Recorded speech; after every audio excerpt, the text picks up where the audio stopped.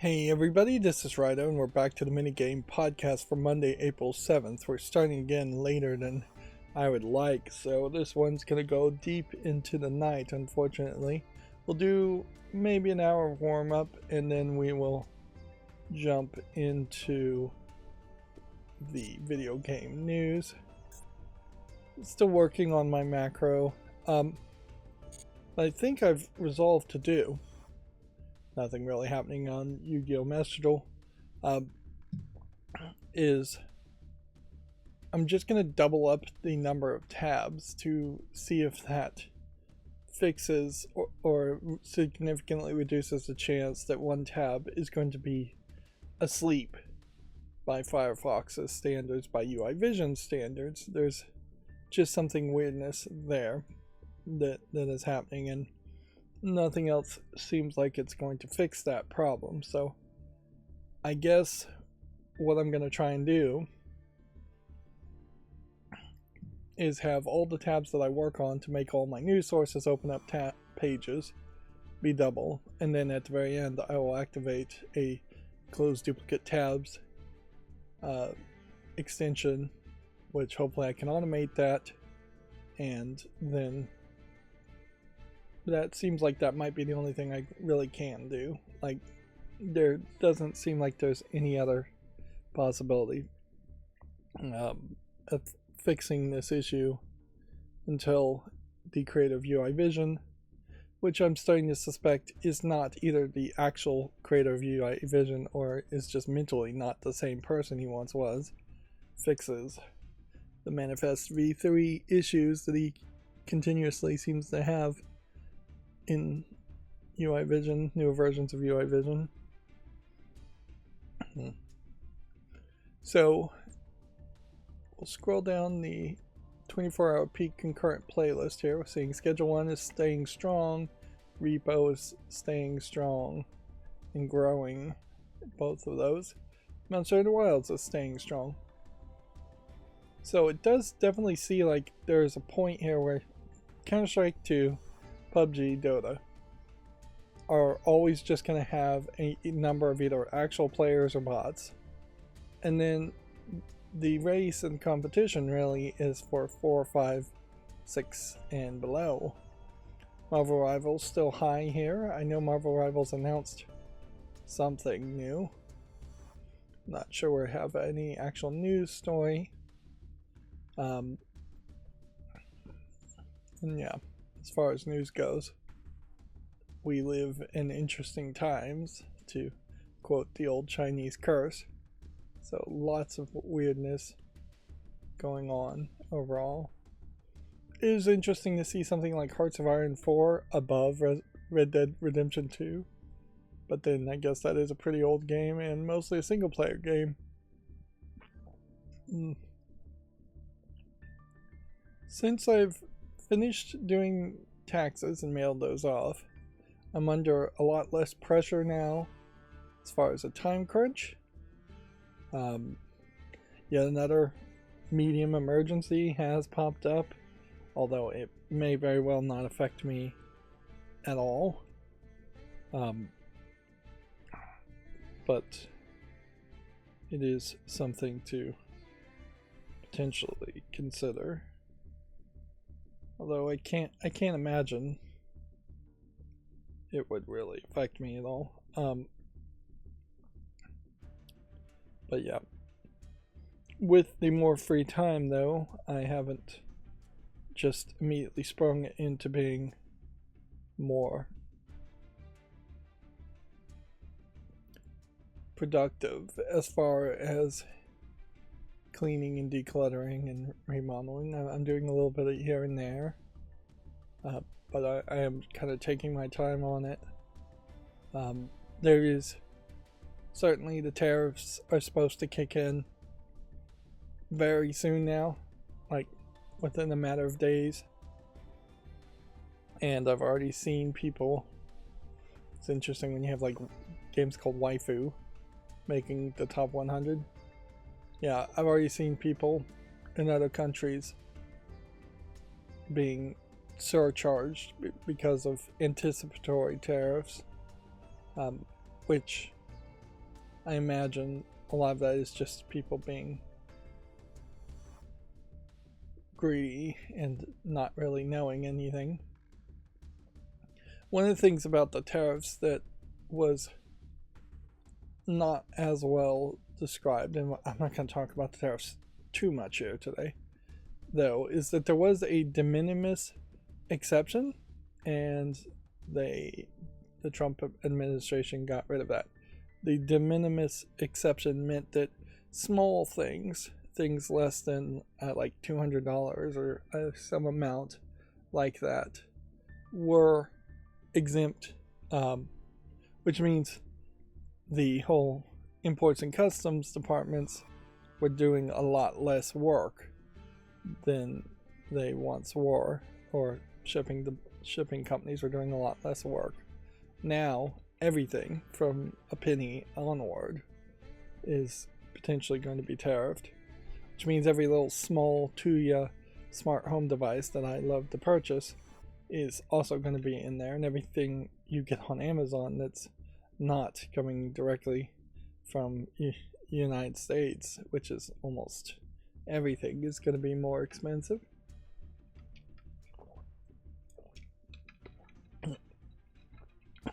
I messed around with my router. Apparently I had some settings wrong, and now I have it set in a different way that seems to have fixed a lot of what was just kind of a consistent problem, in that there was a lot of loading going on when I would watch Prime Video or any streaming service. Just a big long load at the very beginning when there really wasn't a need for that. One of the things about my router, though, that is weird is that its quality of service feature just really doesn't apply to Wi-Fi. It only really applies to connected through the LAN port stuff, as far as at least the download portion. It seems like maybe it does affect the upload portion a little bit, but yeah, there's definitely some room for improvement there. Still playing Pokemon TCG Pocket. They've got a new single player solo event that I just saw today. I checked Twitter, and there's still a couple things I'm missing as far as just not getting news reports otherwise. Following Platinum Games on Twitter, for instance, says that Bayonetta Redux collab is being released April 30th with Les Claudia,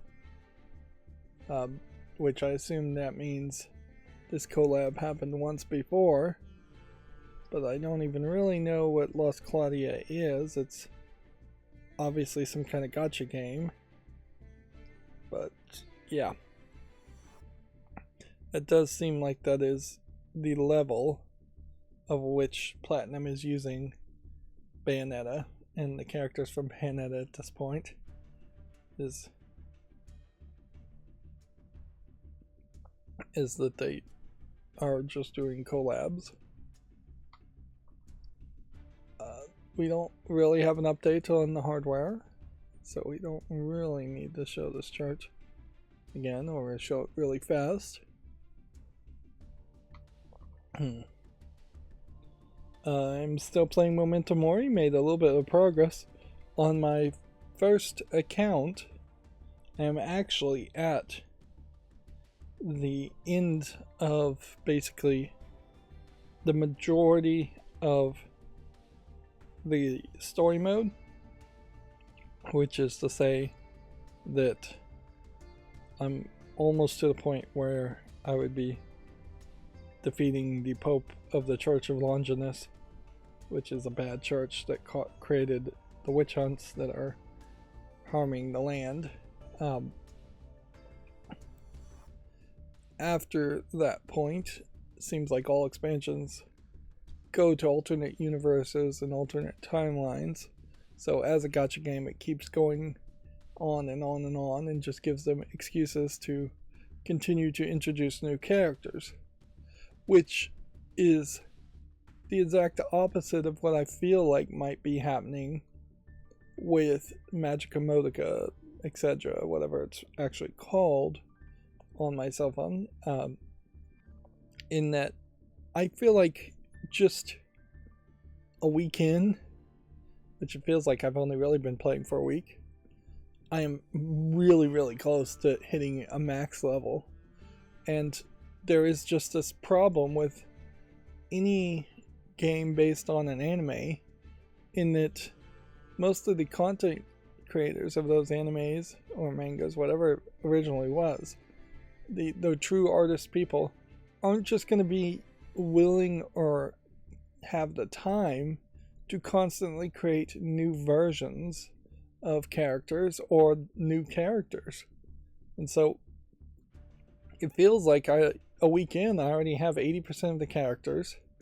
It feels like the way the gacha works is once you get 5 copies of the characters, they are just maxed out, and then if you get a 6th copy, too bad, you just lost it and you don't get any return of any currency there.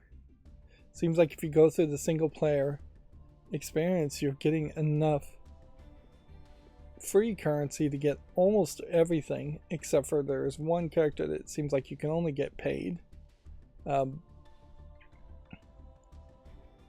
yeah, the only thing that even begins to make it feel like the game might last a little bit longer is that the bosses of each level are incredibly difficult, and so you will have to level up and overpower your team to beat the bosses.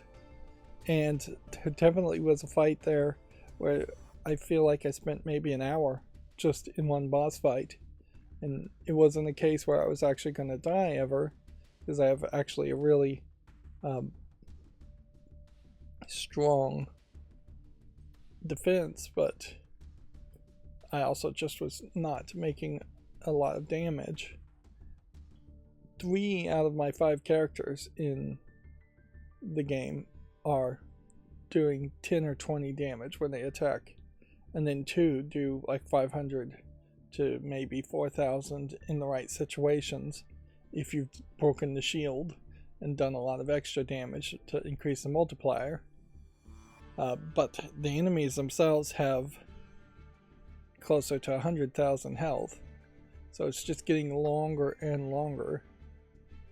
We have a game called Tuya, which I don't know what that actually directly translates to in Japanese.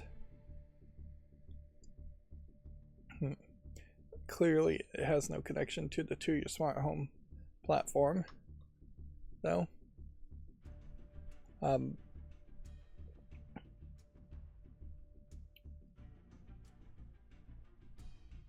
But yeah, what was I talking about? So yeah, I just really wonder if this Magica Modica isn't going to eventually just be stuck at a point where there's no more single player content that I can actually beat, and then there's going to be basically very little that can be done to power up your characters to beat them, which that's kind of how a lot of gacha games works. That's the same case with Memento Mori, is that you just have to wait and come back on a daily basis to get more experience to level up characters.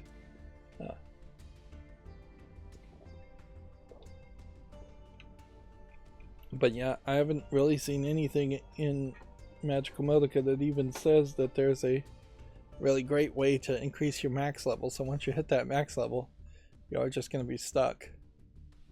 Now I do know it has a nightmare mode, so it's going to want you to play the main story a second time on even harder difficulty. As far as the story mode, it is literally just telling the story of the first Magica Modica anime movie or TV series, not the second movie as far as I can tell. And it's having events, too many events really, back to back. It definitely feels like they're just pushing out the game as quickly as possible so that they can make a little bit of money on it and then shut it down.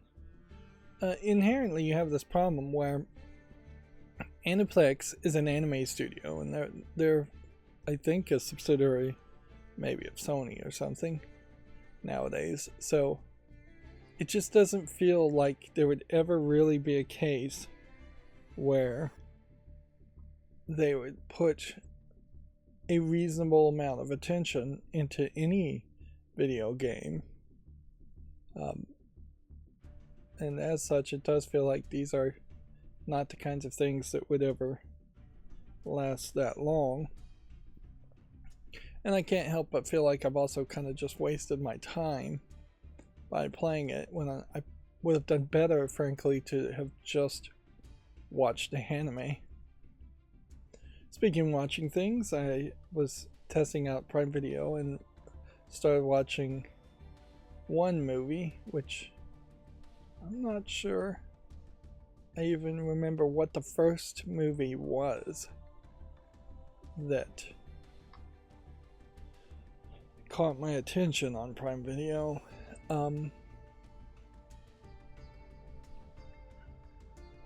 It may have been Zombievers, actually, because I know that was one of them that I watched. And then usually there's a network issue, and this time there wasn't, that would stop it from autoplaying to the next movie. But because I apparently fixed my network, or at least improved it quite a bit, no network issue happened, and so it just started playing the next movie. At which point it showed me a weird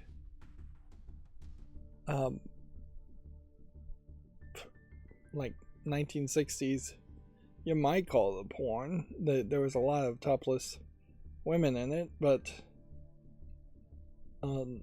it really wasn't that. It was where it was 3 girls and basically 6 guys, maybe slightly more than 3, taking over a gas station for their uncle who had a heart attack or something, and the shenanigans and as much time stretching as possible. I think the movie was something like Gas Station Girls or something like that, and it definitely felt like a 1960s movie, maybe the 70s, but it is interesting certainly how nudity in movies has become unwanted and has pretty much disappeared completely. There was lots of topless women and lots of topless guys too. But yeah, there was, I guess you'd call it a sex comedy, and that really hasn't, yeah, you just don't see any of that anymore. If you do see something like that, it's usually in a streaming service, and even if it's on a show on a streaming service, it has gotten very extreme for shock news reporting reasons more than anything. Then it went into, so yeah, clearly I was sitting there for at least 6 hours playing Magic Modica and letting the video play in the background.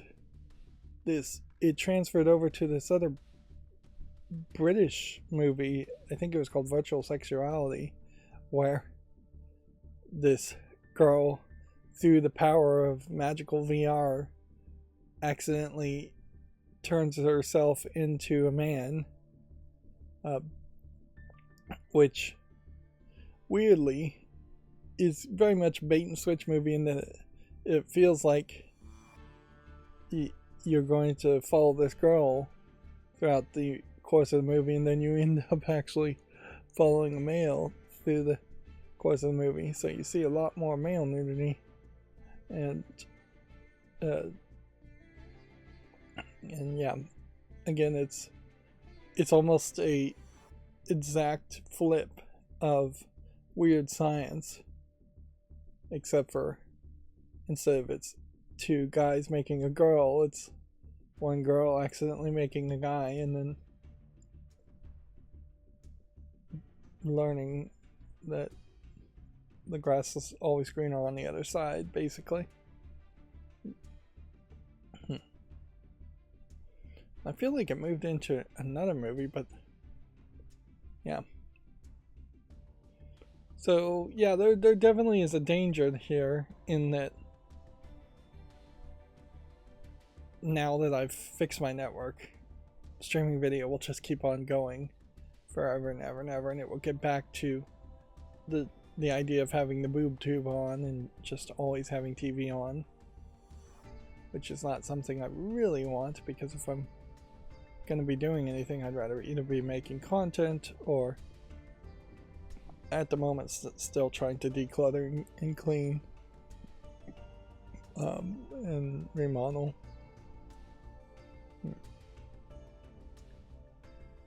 Yeah.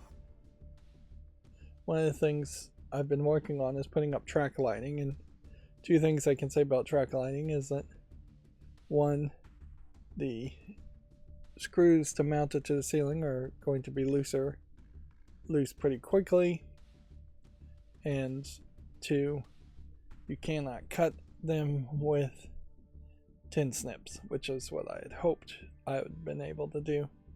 So there's probably somebody I'm going to have to hire to use a table saw, hopefully with a saw stop override or no saw stop on the first of it, because if you have a saw stop and touch any metal, it will immediately retract and break your blade. And cutting metal, you might need to put the blade backwards. I know there's several things that to consider there. But yeah, I imagine you need to use a table saw to cut them.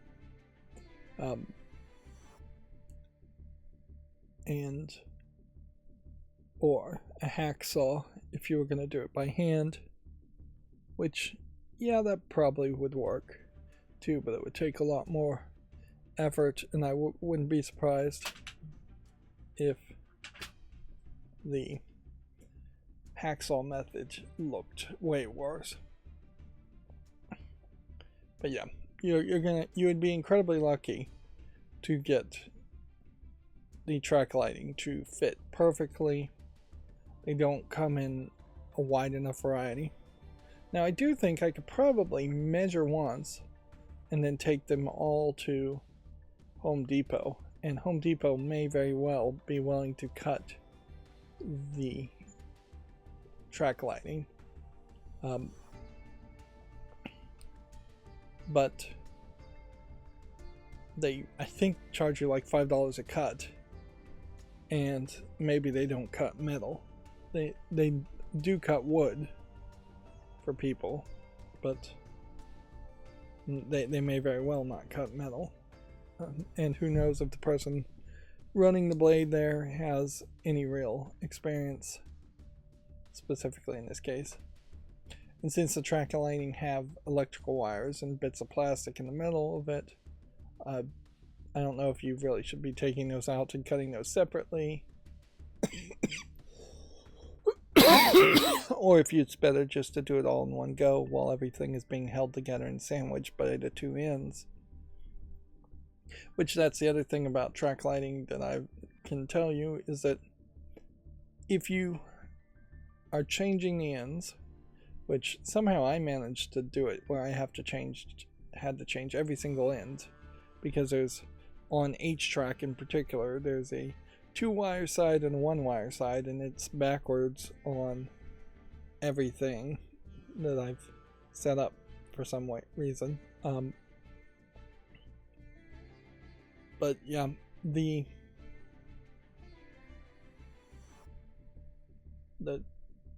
if you're not careful, you'll actually pop the wire sides off a little bit by the end connectors, which means when you go and put the bulbs in, sometimes it just won't make a good connection, And so I definitely was having a heck of a time where entire rails were just not getting powered, or putting the bulbs in was popping the rails from just not making good connections to the ends, which transfer power from one track to the other.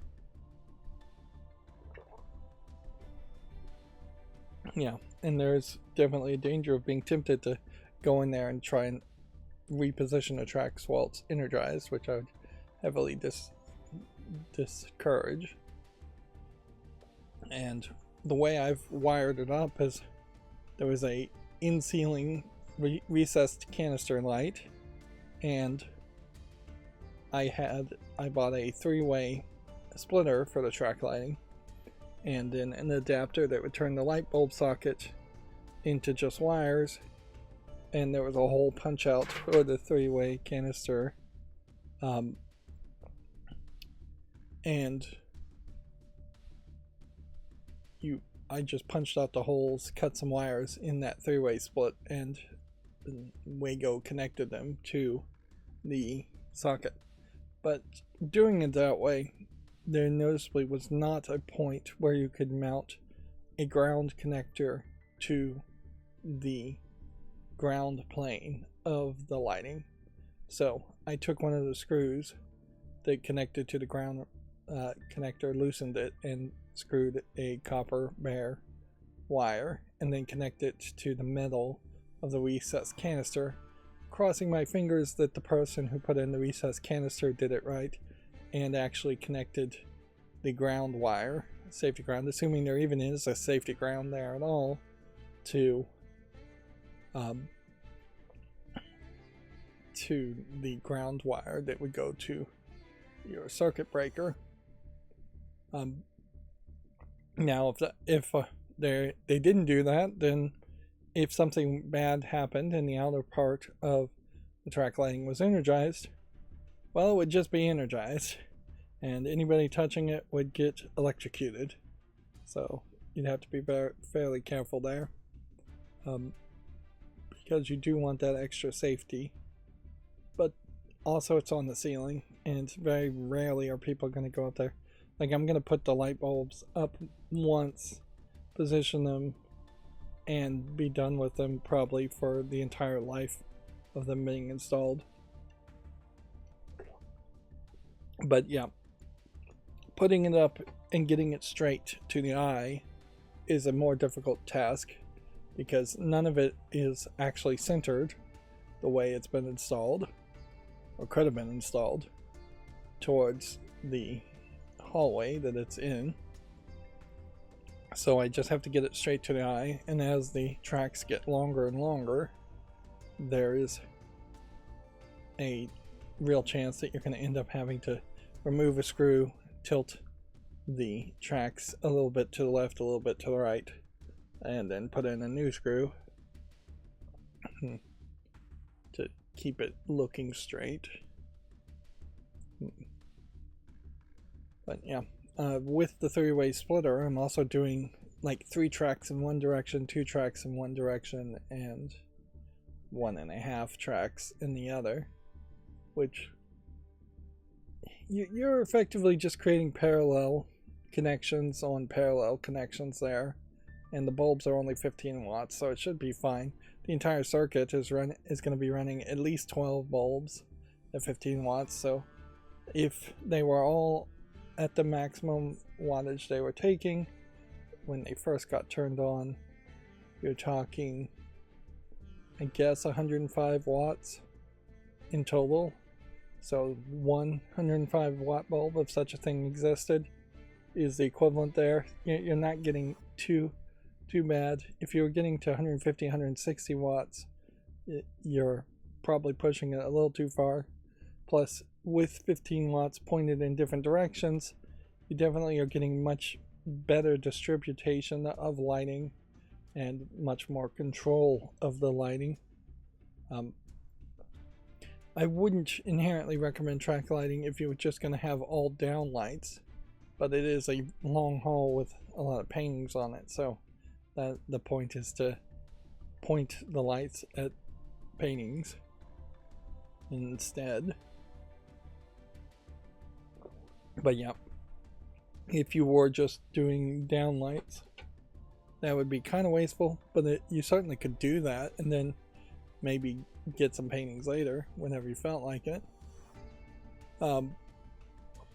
It's still, frankly, a better system, an easier system than trying to connect LEDs and make that look good. Because yeah, we really have not gotten to the point where you can go around the perimeter of a ceiling with LEDs and make that look really, really good, or around the baseboards of LEDs and make that look really good. There's some fairly expensive ways to do it for baseboards. I really haven't seen anybody cheaply figure out a way to do it for ceilings.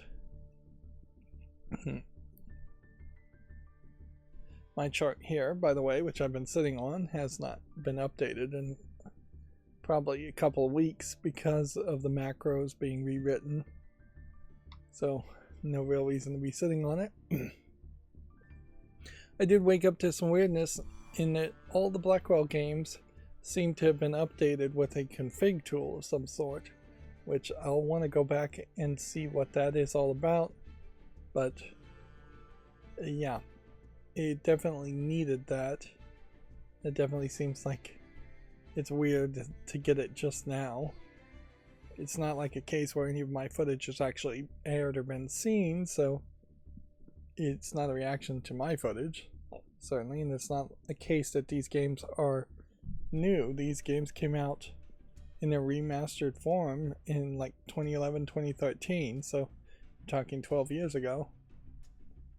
I did finish playing the Shiva, and I feel like it was just really a disappointment on many ways. First of all, I was not able to beat it without using a walkthrough. I can't imagine anybody beat it without using a walkthrough at the final section, which has way more interaction and puzzliness than any other part of the game, which is extremely empty as far as interaction and puzzliness. There's not a really uplifting, good depiction of Jewish people in it. There's not a lot of informative information about Jewish people and their culture in it. There's a lot of Yiddish that is not in the Yiddish dictionary that the game comes with. And yeah, after being frustrated with that, I didn't even bother to begin to want to listen to the commentary for the game. Which I suspect I'm not going to listen to the commentaries of any of the other Blackwell games either. Which I guess inherently, if I assume the creator is Jewish, his name is Dave. Sounds like that could be a Jewish name, although I don't know his last name, which would be more informative. If he's Jewish, and even he is trying to tell a story that involves the Jewish community, he sacrificed uplifting his community in favor of telling a murder mystery story, which has, it's not really spoiling too much. You play as the main character who's a Zionist in the sense that he refuses as a rabbi to do interreligious marriages and seems at the very beginning of the game to be an angry, bitter rabbi who is losing his flock week by week. And then you go through a murder mystery and you find another rabbi who turns out to be a complete I guess completely evil person is the phrase. I was going to say hypocrite. Yeah, hypocrite's probably a better word. Complete hypocrite who's working with the mob, setting up members of his temple with the mob, and then helping the mob not only collect increasing fees from those members, but also ordering hits and killing several people. And yeah, those are the only two rabbis in the story. And frankly, that is about the only 2 characters out of 4 in the story at all, with the other 2 characters being a wife and a mob killer. So yeah, the game is also laden in its search engine, which you spend way too much time on the computer searching. That is basically how you solve every puzzle until you get to the end, which then you get to the end and the solution is nothing like that. But it in its search engine computer program, there's a joke button, at which point you click it and it gives you and cycles through several Jewish jokes, by which I mean not jokes about Jews per se, but jokes for Jews,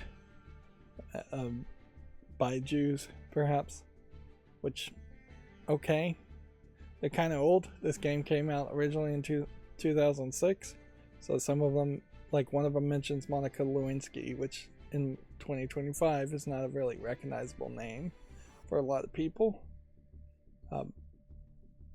They're not amazingly good, and they really don't add much to anything there.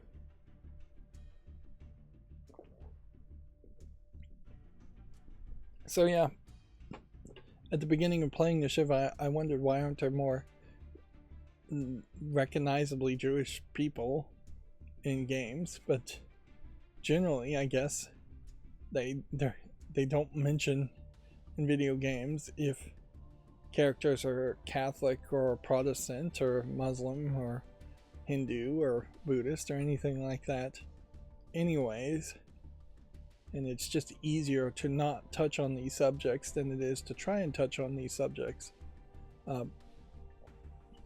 Very noticeably in the Shiva, there really isn't a Shiva. At least there's not a memorial. There may be a Shiva call, and maybe that's all a Shiva means, is that a rabbi visits somebody after their family member passed, but there really wasn't like any speeches or sermons of great note or saying anything. They never read from the Torah. They never talk about Hanukkah or Passover. They don't mention the 12 tribes of Israel or wandering in the desert or anything like that. So it just feels like there was room for some of that to be mentioned. There was a stained glass window that had a bunch of like different colored circles on it that looked just like donuts in one of the temples, and I never could figure out what that was supposed to be about. So overall, yeah, as a point and click adventure game, it was a disappointment. As a game that might have covered a different culture that might be interesting. You contrast this weirdly to something like Assassin's Creed Shadows, where the hope would be that in playing Assassin's Creed Shadows, there might be some cultures and elements that you would pick up of the feudal era Japanese people. Who knows if that's really true. Some of the Lara Croft Tomb Raider reboot games definitely tried to have that feel, where you would find artifacts, particularly in that first reboot Lara Croft game. You would find artifacts and it would tell you about the cultures and people. There'd be whole monologues that Laura would talk like and sound like an actual archaeologist during the process. But yeah, you really don't get that from the Shiva.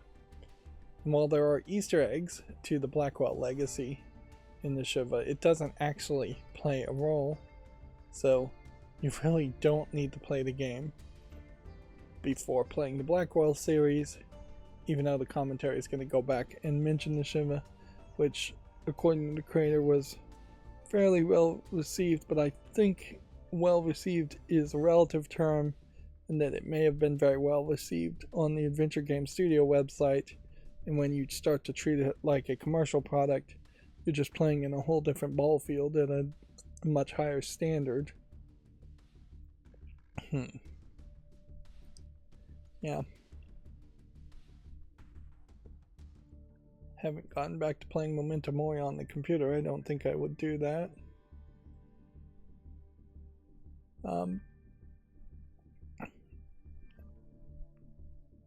Yeah. And I guess that's as much as I really have to say about the Shiva. So, yeah, it'll probably be a very long time before I see any other game that has even a pretense of a real society or religious covering aspect. If we look at like the top games here, you can see most games are built in fantasy worlds, or fictionalizations of just America, a generally secular America. Or in the case of Inzoe, you have a Korean game that wouldn't cover on religion.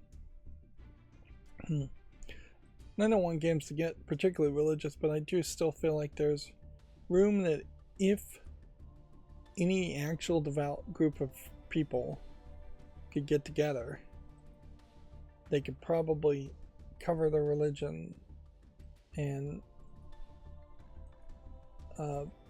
in a video game, or have religious characters in video games where it would make some more sense. Weirdly, something like Martha is Dead might be fairly religious, and it might be some Catholicism in that. I don't even know, I haven't played that game. And yeah, you could make an argument that South of Midnight also touches on a variant of Catholicism and Christianity in the Southern Voodoo type culture. Sangria, I believe. Santeria. No, sangria is a drink. Santeria, I believe, is the word I'm trying to go for. In here. Wow, does the game just hear me? If my PC has some way of listening to me, then I definitely need to get off Windows at this point. Or was that just a weird coincidence? Because this is also a recently updated game. Maybe I subconsciously saw this earlier too. Then you have Indiana Jones, which inherently is as a character, a Christian religious game that proves the existence of a Christian God in the Last Crusade and Ark of the Covenant. And even though Indiana Jones himself is a atheist, he's probably the worst kind of atheist ever. And I say this every time I mention this subject, in that he has seen literal scientific evidence of a Christian God and just allowed the US government to bury it instead of screaming it from the rooftops, as far as telling other people.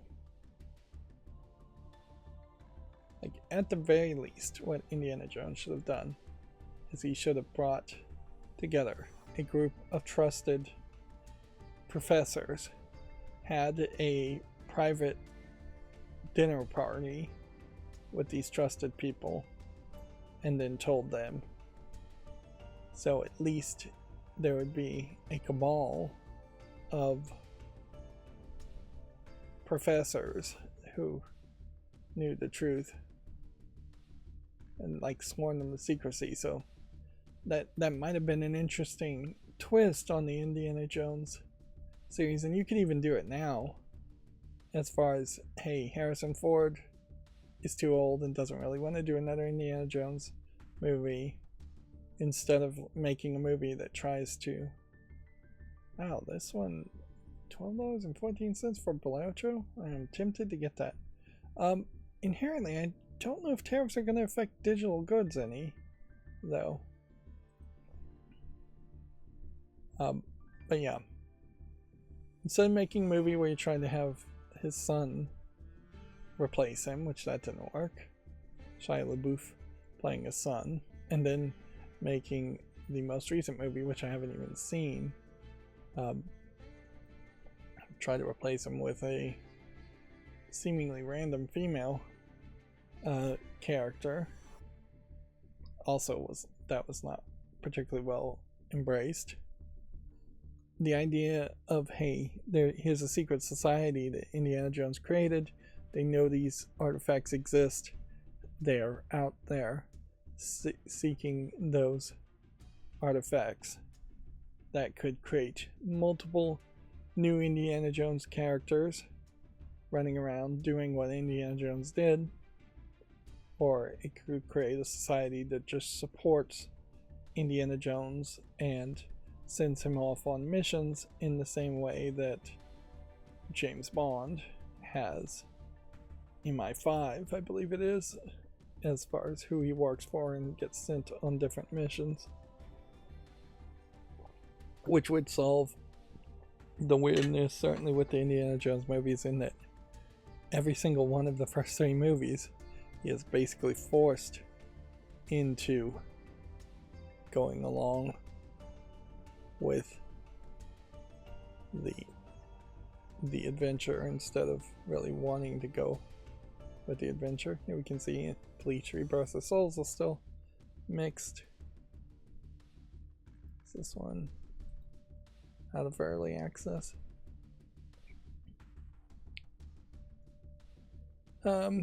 Yeah, I think I've gone off topic a little too far at this point.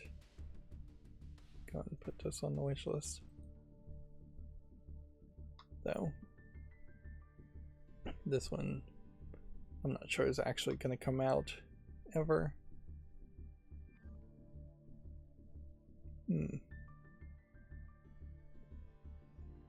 So, yeah, the price hasn't changed on Belotro, but for some reason, $12 just doesn't feel like that much money to me. Although, I am also, frankly, just crazy at this point and spending way too much time spending money. It's like, it feels like every day I'm just buying something from Amazon in a pre-tariff panic.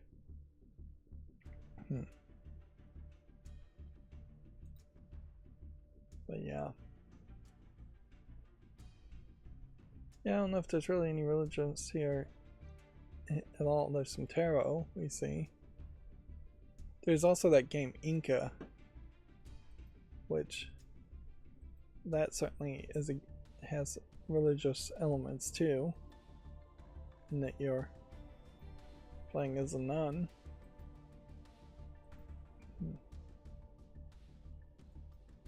But weirdly, the closest religions that we see in video games are horror games depicting religious elements from, like, Japan, in that you have shrine maidens and shrine keepers, Buddhism and Shintoism.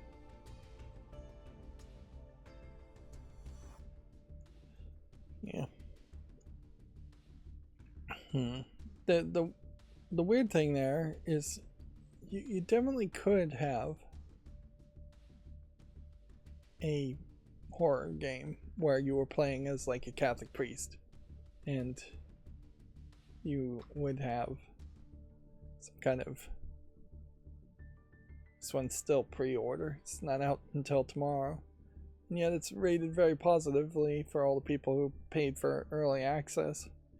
Noticeably though, I still feel like there's just not that much conversation happening around South of Midnight, and it does just feel like Microsoft has a issue here where they are not putting enough advertisement pre-launch and post-launch and mid-launch around games to really get people hyped up and excited. And sure, right now might be a weird time to be advertising it, but really should happen. And I guess maybe that it is a case where the advertisement might be happening and I'm just not seeing it. But they definitely aren't paying enough bribes to mainstream video game journalists to get them to talk about it. They're not putting out interviews and editorials around the game themselves, which, yeah, you definitely would want to send out these people to have interviews and be on things other than just maybe the Microsoft Xbox podcast itself, which I've stopped listening to that months and months ago. I'm not sure I was ever very consistently listening to it anyways. And maybe that is just an example of where Major Nelson was a little bit wiser when it came to advertising.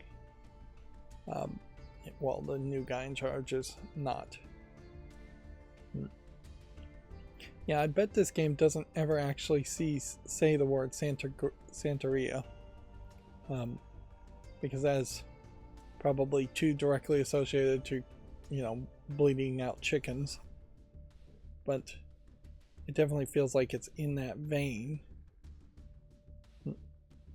And I kind of would wonder if this is a game that feels like it's pandering to the south of the United States in general, or more accurately, the red states of the United States, whereas almost every single video game is created by people in blue states. Not 100% of everybody working on the game is more of a Democrat than a Republican, but I'd say the majority of people working on video games tend to be more liberal and more Democrats if they vote at all. But the problem there is that there's just a lot of variety. There's a reason why there are 50 United States, and there's never been any effort or desire to merge any single state into another. Partially because of the way the US Constitution is designed, but partially also just because there are very much little local fiefdoms in all over the country, and a lot of variety amongst the United States. So yeah, while this may appeal to people in New Orleans, maybe Mississippi, and people along the Mississippi River to a certain extent, it's not going to really appeal that much to people in like the Colorado Rockies or deep in Texas, or Florida. Not as much as they may hope.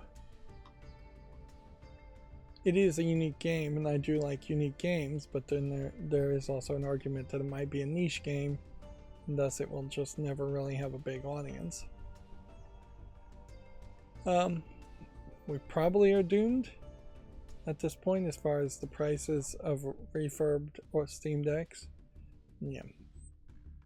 There's not going to be a new Steam Deck coming out anytime soon. I would assume if a new Steam Deck came out, it probably would be a minimal improvement, just some internal upgrade from one chip to another.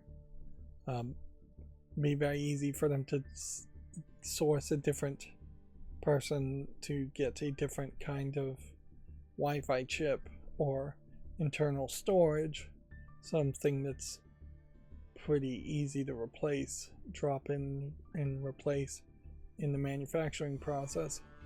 But then as far as the CPU and GPU and generally the speed of the RAM, I think those are all going to be the same.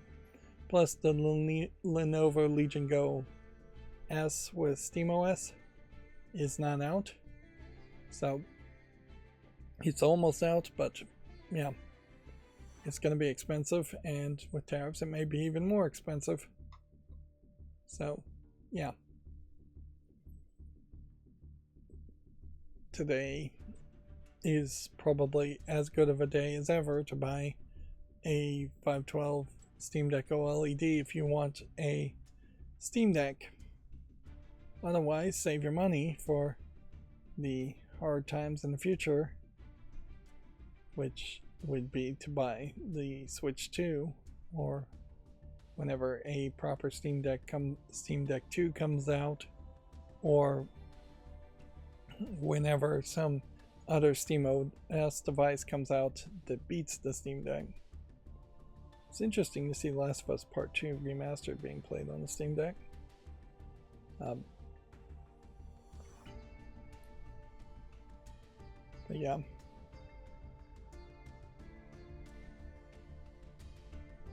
There is also a point here that if we really went into a recession or depression, I just don't know if this society, including myself, this generation, can handle living a meager lifestyle. It's just something that has been brainwashed out of this generation through massive amount of advertisement and promotion of consumerism. The idea of saving your baking grease and washing your tin foil and reusing it, like, those are going to be tricks that people would have to individually relearn and be willing to do, which I'm not sure that's really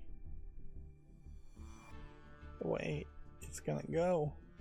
Although I don't know what the other option is other than just rioting in the street, which that may very well be how it happens. Just rioting, people turning to crime, if that works.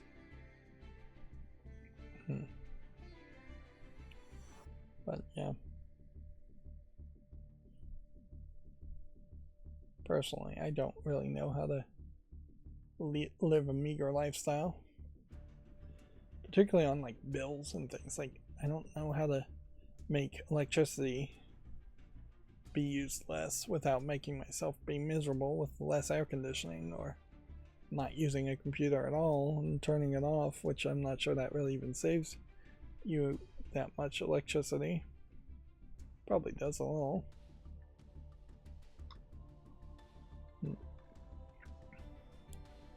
Alright, well, I guess that's probably enough rambling. That we already started very late today. Again, I'm still experimenting with my macros, and so I'm not sure my macros actually opened all the news today, but we got some.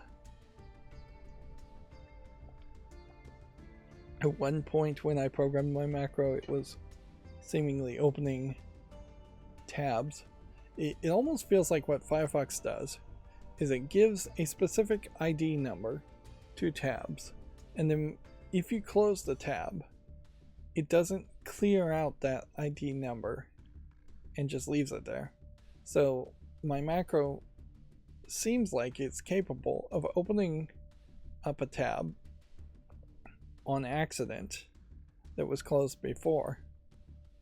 And if that theory has any connection to my next theory, I don't know, but that it also feels like that when you close a tab, it doesn't clear off that tab to make a new tab to reload that tab. So very often I will try and reload a tab when the macro says I can't find this tab, and it just doesn't work. Or I'll close the tab and open a new one and in the same position, and then try and go to that same web page, and it still doesn't work. Which, yeah,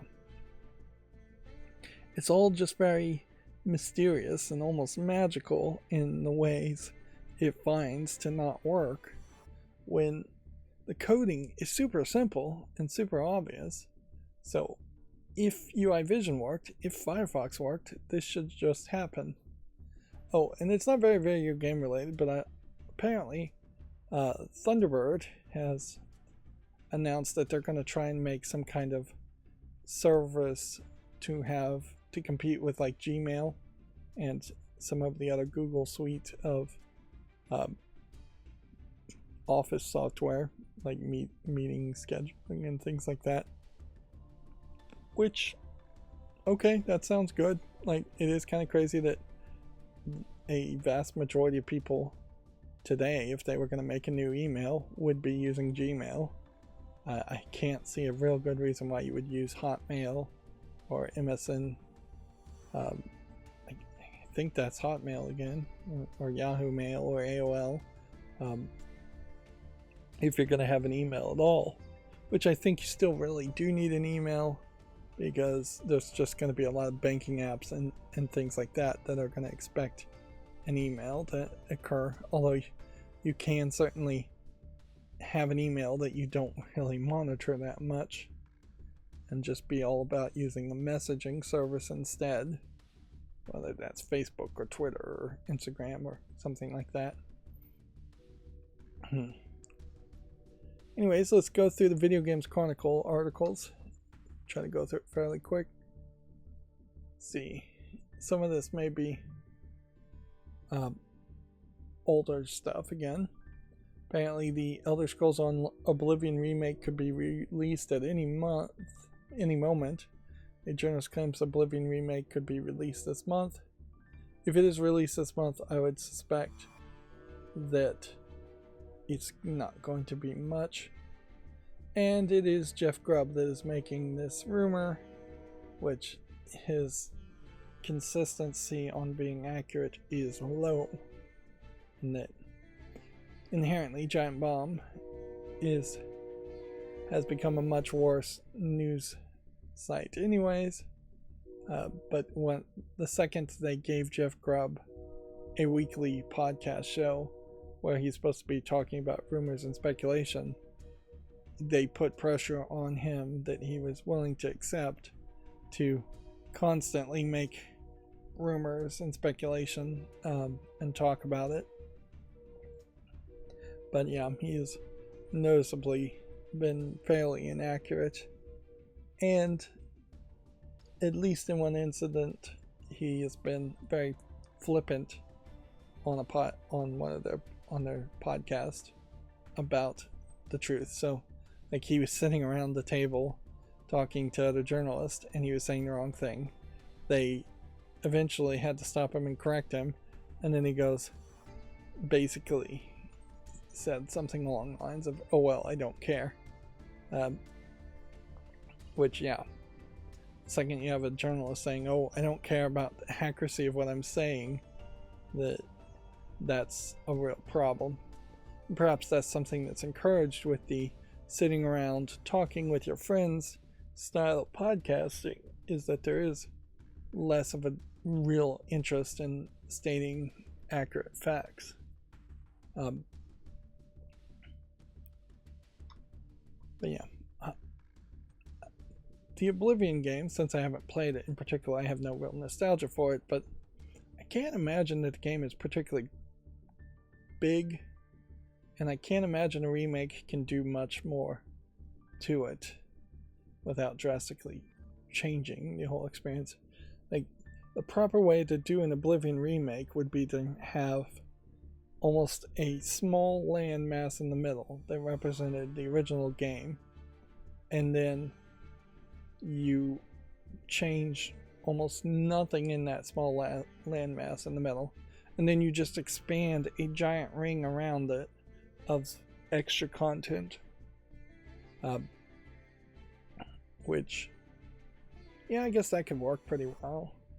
Like, if you took Skyrim, a game I'm much more familiar with, and you said all of the events of Skyrim have been remade with better graphics and now take place in the center of the map, but then we've added an extra ring that's 2 or 3 times bigger all around the edges of the maps, and we've eliminated a lot of the mountains that would have stopped you, or invisible barriers that would have stopped you before. That wouldn't be the worst way to expand something like Skyrim. Skyrim's already too big. Let's see. Nintendo Switch 2 pre-orders were invite only at Amazon UK, but not for much longer. Amazon UK says it will open Nintendo Switch 2 pre-orders without an invite. Now, the thing about the tariffs, if I have to talk about it once again, which I do, is that it very often was the case that Chinese products were claiming to be gifts to avoid tariffs in the first place. So you would see sometimes on the packaging of something shipped out of China that it says it was a gift, and that was just straight up a lie to avoid the Chinese tariffs that existed, or export taxes, or whatever it would have been called. So yeah, I don't imagine that it's going to be a loophole that's completely closed as far as companies saying that they're mailing a gift to you when in reality they are selling you a product.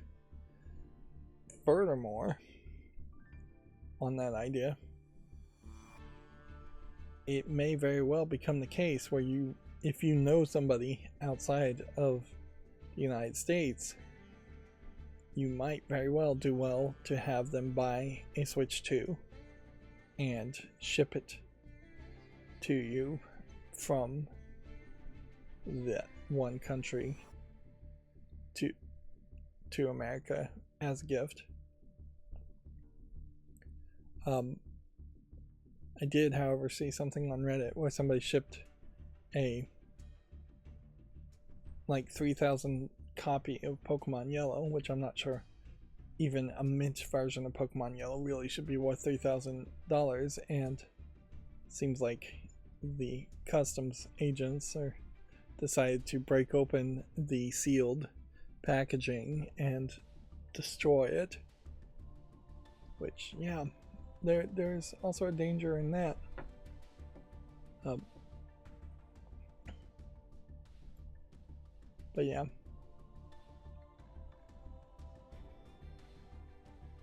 might become a time where buying things, having friends buy things for you internationally, might become more and more the case of what to do.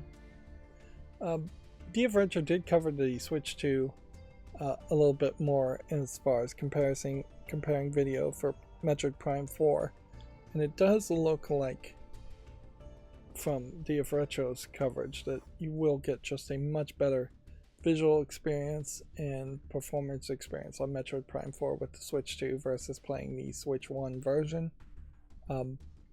That being said, what they didn't really mention is that the controlling of Metroid Prime 2 in that footage that I saw felt fairly slow, in the sense that it feels very much like Baby's first person shooter.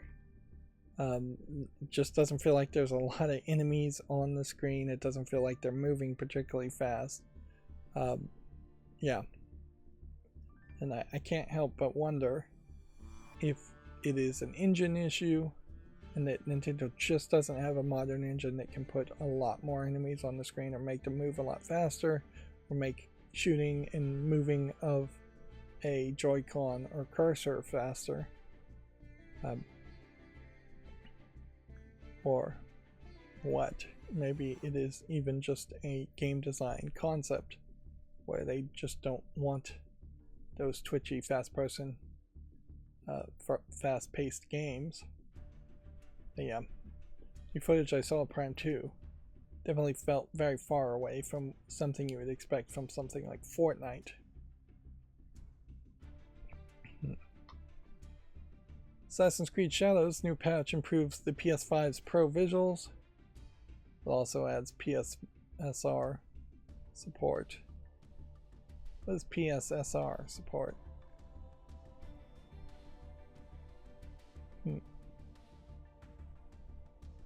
Sony's PlayStation upscaling technology. I haven't ever heard of it. Nintendo says it will continue to support the Switch 1. We want to keep those players engaged. The original Switch system still boasts over 100 million active players. Obviously, Nintendo would say this. It definitely also feels like it probably would be a fairly long time, 2, 3, 4 years before Nintendo could even manufacture and sell enough Switches to have the majority of their player base on a Switch 2. Which, if it takes them 4 years to get to that point, they would be closer to announcing a Switch 3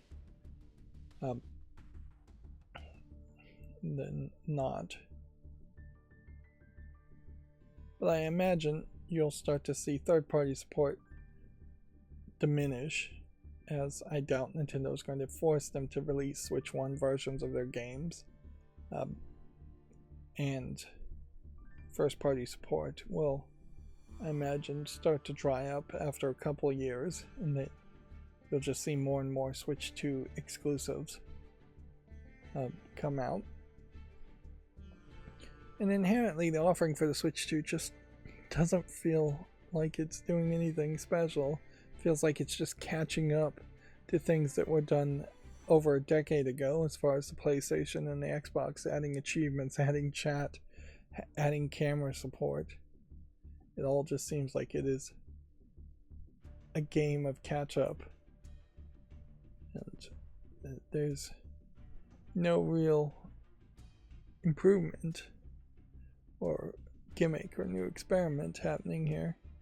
Adding mouse support, which might exclusively be used for Roblox and Minecraft and things like that. It's really not that much.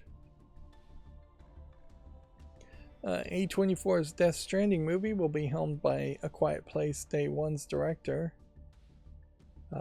This movie was announced last year. Kind of pointless to talk about a movie until it actually gets released, though. Let's see. Nintendo says that eShop Music won't return for the Switch 2 and likely never will. They're focused on improving eShop experience for the Switch 2. I didn't even know the eShop had music, which would make me assume that anything that any eShop music is going to try to be transferred over to the Nintendo Music app. Which, yeah, maybe that's what they're going with. Although weirdly, if the eShop did have music and people are actually engaging with that, now they are pushing people to use their Switch less and instead use a cell phone, which seems like a weird direction. But it's not like the Switch ever tried to be an all-in-one device. Very noticeably, while it may have had some streaming video services, nobody ever talked about using that as far as watching like Netflix or Prime Video or anything like that. While it had a web browser, nobody ever really was using the web browser, and didn't come with any kind of calculator or calendar or email type apps or anything that would be more of like a desktop software. Switch 2 won't have achievements, Nintendo confirms. Interesting. So while the Zelda will have in-app achievements, so the Switch 2 will have achievements, the no system-wide feature is planned. So the headline here directly contradicts itself with its sub-headline, in that it really should say Switch 2 won't have system-wide achievements, which definitely undercuts the idea of achievements overall, in that there won't be a system-wide way of highlighting them or showing them off, and there won't be some kind of total number of trophies like PlayStation has or gamer score like Xbox has that lets the player show off overall. So even when you see that they are adding features to catch up with things that were done over a decade ago, they seem to also be fairly headstrong and fairly lazy about it. I can't imagine that it would have been that hard to create an API that would have allowed games to push achievements to an overall profile for a Nintendo account. Yeah. So it definitely feels like we're going to get more and more stories like this, where Nintendo's going to say it's going to be a compromised experience, or it's going to be no experience at all.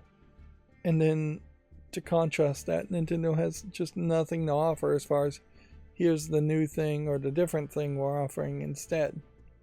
Like, I'd be willing to hear Nintendo out to say, hey, we're not going to have system-wide achievements like you know it, and instead we're going to encourage players to continue playing or celebrate players who play in a different way. But yeah, they don't really have anything like that. Nintendo won't say who is developing Switch 2's Donkey Kong Bonanza, so they are still sticking with their long tradition of not disclosing the second-party developers or the internal teams who are actually making games, because in many corporations' minds, particularly Nintendo's in Japanese, the people, the artists, the real human beings creating these games don't deserve any credit, and this corporation, Nintendo, is the only person that deserves any credit. I'm using the term person as in personhood, as in corporations aren't really people, even though they keep trying to push that idea. It is scummy to say the least, and it definitely feels like at some point there needs to be some kind of boycott or pushback on that.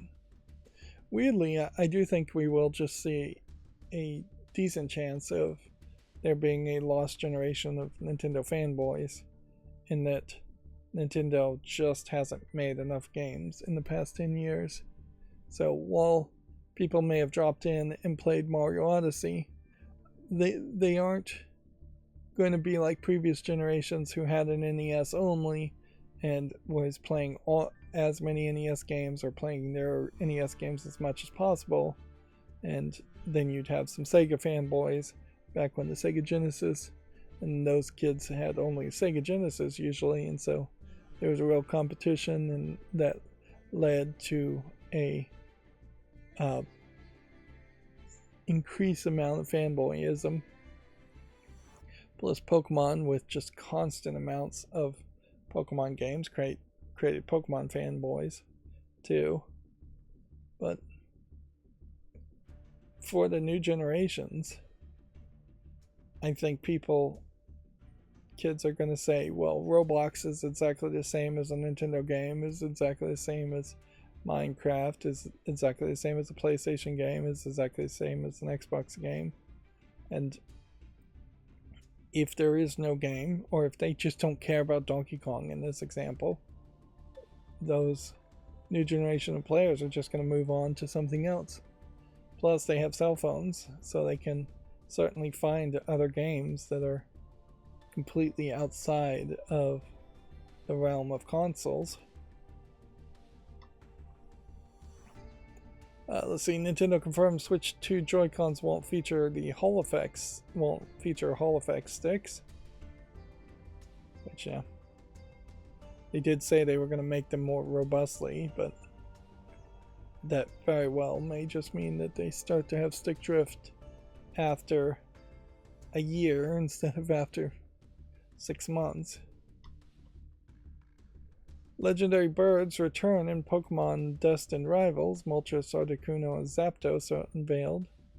This is Video Games Chronicle still talking about the actual card game of Pokemon, which they've certainly got into it more than me, who's actually playing Pokemon TCG, which I'm barely interested in continuing to play that game. I'll stick around with it, but they've done a really poor job of adding features to that game to make you really want to play. And certainly I haven't had a lot of extra free time to play to ranked play, so I'm not getting anywhere fast with the ranked play. Let's see, unreleased Nintendo games allegedly leak online, including Ridge Racer and Retro Studios prototype. A LEGO take on the Civilization franchise has also been unearthed. Interesting. So the Ridge Racer game was a build from 2017.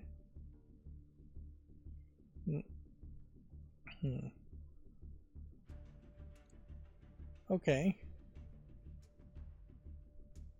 Well, that's interesting, certainly. I don't know what you can really do with this as far as unreleased games go. The only thing I'd really want to see here is, can we, like, I have no idea what this game even is. It looks like it wasn't very close to being finished. And frankly, this could be a game that was just nowhere close to actually being released exclusively to the Switch. This could be just a in development PC game. Now weirdly, I'd say this is slightly more textured than you'd even really expect for something that's already in development. So we can make this full screen.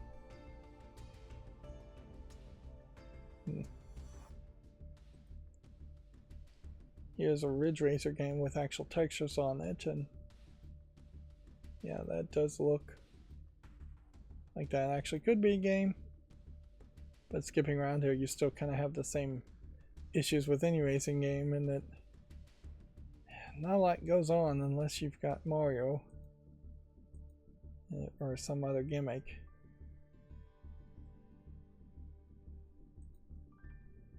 It does make sense though that there would be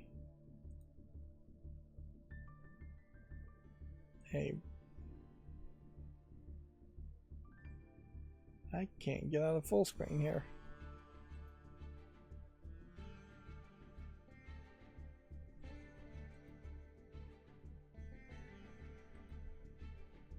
Okay.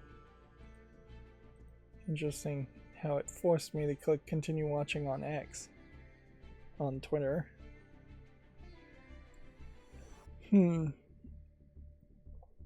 The Lego Civ video was the one I wanted to see though, and that wasn't one being shown. So yeah, this is good for historical reasons, but doesn't really have any relevance to your average gamer. Yeah. It does definitely feel like there should be like a cruising game or Ridge Racer game, whichever one title you're going to use, that comes out just every 3 or 4 years minimum, to say for every console we're going to have one hyper realistic racing game for the small audience that actually cares about that. And Microsoft kind of does that. I don't think Nintendo does, and I don't think PlayStation really does. And honestly, because it costs so much to license the car textures and the music, a hyper-realistic racing game still probably needs some kind of gimmick where they're not driving real cars.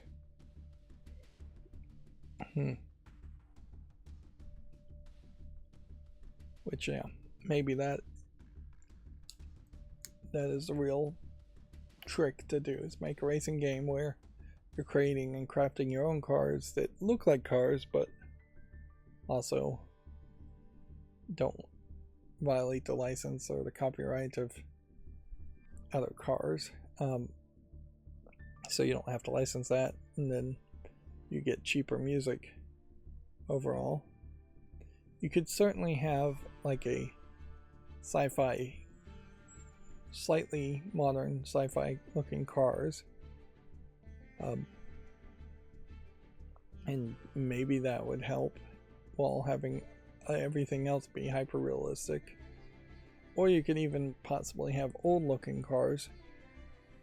It is kind of weird that there's no joke Model A cars or cars from like the 50s or 60s that are drivable. But yeah, perhaps a retro racing game, whether from Retro Studios or not, would make a lot of sense too. If you were racing in cars that could never actually go at the speed that they're going to go, that look like old cars, that would be a different twist. Although I'm not sure that the copyrights and license on old cars have expired either. Alright, moving on. Let's see. The Nintendo Switch 2 reveal can't save Japanese stock market from plummeting following Trump tariff chaos. Video game companies have been hit hard. Yes, it does seem like Video Games Chronicle is just going to use the same screenshot multiple times. But yeah. As the markets closed on Monday, the Japanese video games firms were down in trading, with Nintendo falling a huge 7.85%. Sony dropped even further, close to negative 10.0%. Well, why not have a negative here when you're saying it's falling, and then have a negative here, and then it doesn't even look like negative signs. Yeah, those are negative signs. Capcom at negative 6.6%. Maybe the idea is that Nintendo actually had a bump up, so compared to year to date, it is up 7.85% still, but it was much higher. That could be the case, but this is where a standard stock market chart would be very helpful. And see, this story about tariffs I don't think even covers the retaliatory tariffs that China and Japan and I think Vietnam put on the United States, or that Trump now is threatening to have retaliatory tariffs specifically on China of an additional 50%. Which, yeah. Meanwhile, at least one YouTuber is making the legal argument that he doesn't even have the legal right to be doing tariffs in this way in the first place. That there's probably should be, at the very least, congressional approval and minimal use of tariffs. But yeah, it's been a mess. There was rumors earlier today that the tariffs were going to be paused, and the market was trading up quite a bit on those rumors. And then around noon or so, the Trump presidency came out and said that was fake news, which then erased all of that rally. And I don't know how much of this isn't really just chaos being created for chaos' sake, and that insider trading type stuff is happening,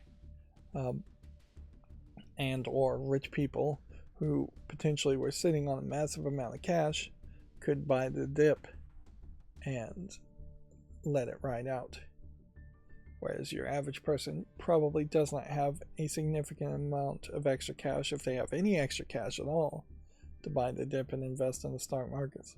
And even buying the dip assumes two things: that A, this is actually the dip and isn't just a middle ground where it's going to fall lower or stay lower for a very long time, because you can only really invest as long as your expected lifetime. So like, if a recession was going to happen for the next 10 years and you're 80 years old, buying the dip makes very little sense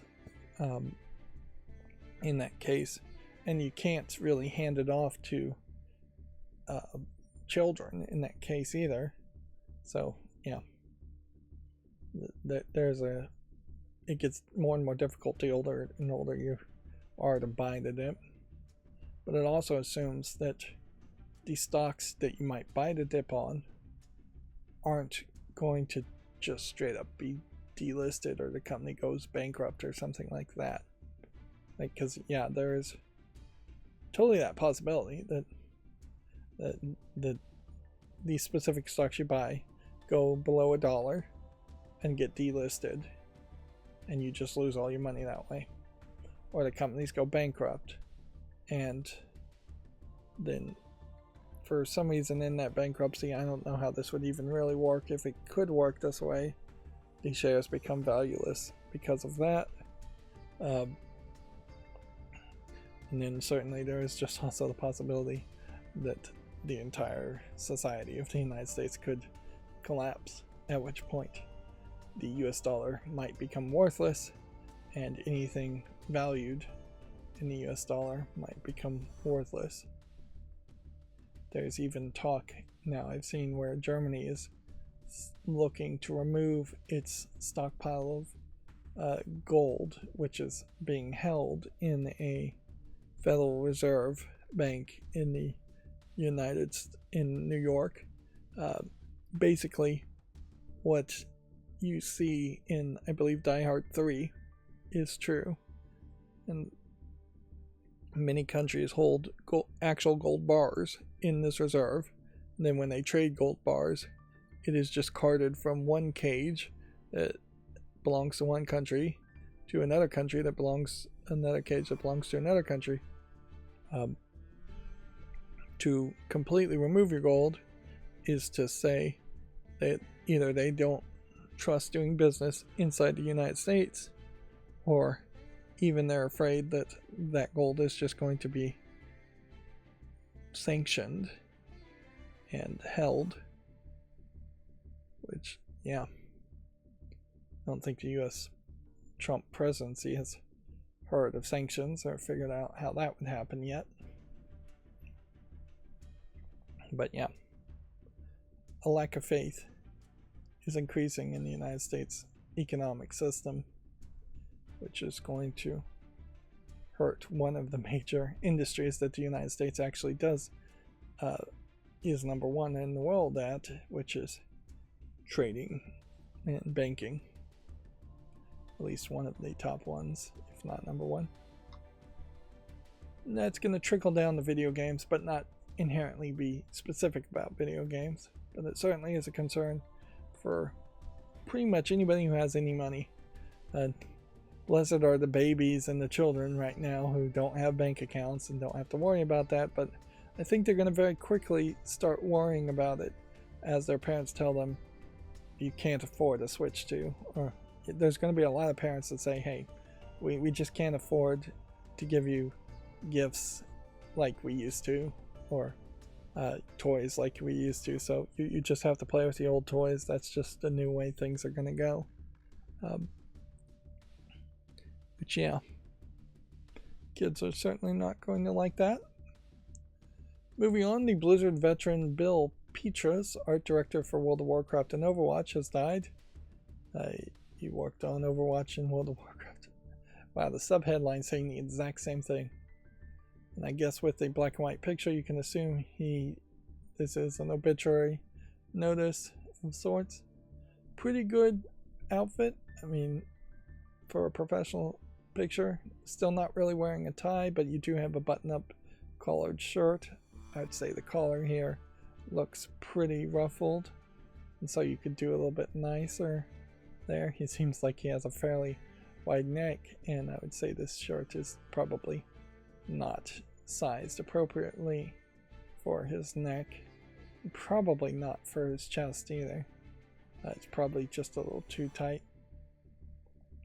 But yeah, every single corporation should have a picture like this, which is just like your employee badge picture that can be put out as a press release if the person dies. Although, even in this case, it would probably be better if he wasn't being highlighted with this background image that doesn't actually show you all of the Blizzard sign, and then just a bunch of negative space here.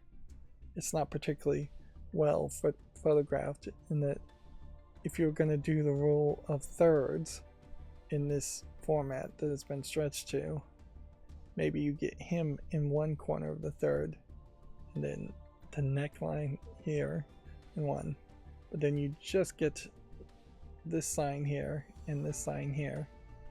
And as far as compositing, no, negative space all in one section, and then not really negative space all in the other. It would be probably better if he was just centered and with a blank wall behind him.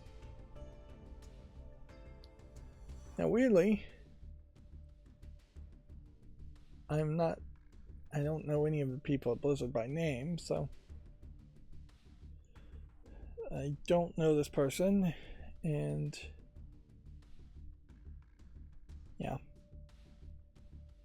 don't know what to really other say than this. He's an art director. We should probably keep an eye out for whether middle management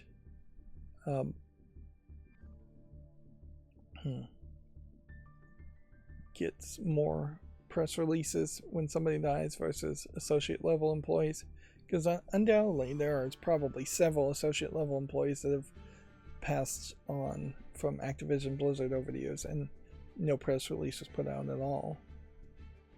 Like we've never seen an obituary from any of my news sources where it says game tester died, or first year intern died, or associate level, low level programmer died. It's always, this is a big name and thus they have some relevancy, so we're going to put out a notice there. That may very well be the case that my news sources just don't know when these other people die. It may also be the case that if somebody's name is not already out there, they just keep their lives pretty private. Let's see. Someone's quoted here, says, "I'll miss our long, rambling conversations about life, game dev, games, arts, comic book, toys, monster movies, and Conan." So that's quite the list of rambling conversations they would have. And if you wanted to be particularly jaded, maybe the rambling conversations of why Overwatch and World of Warcraft don't have as many updates as they probably should.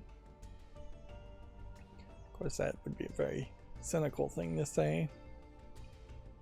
But yeah, certainly it is worth pointing out that there's a lot of people who would be fired or yelled at for having any rambling conversations and not putting their head down and working for 8 hours straight, at least, in silence, for the most part. Moving on, Bungie will show off its first marathon gameplay this week. Which, yeah. Seems like they keep trying to remind us marathon exists, and I keep forgetting.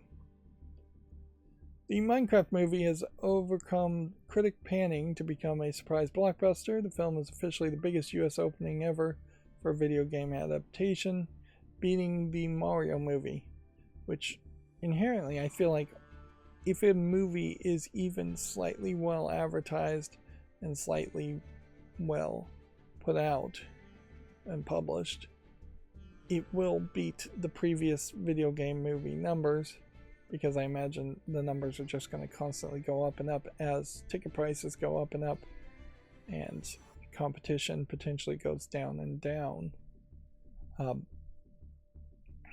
But yeah, Red Letter Media said they watched the movie until they got the general gist of it and then they left the theater, which is a very weird thing to do considering Red Letter Media's lifeblood would be reviewing movies and talking about movies, so it seems kind of cynical and stupid to not say, hey, this is my job, let's just sit here and take notes for 2 hours and just commit to it.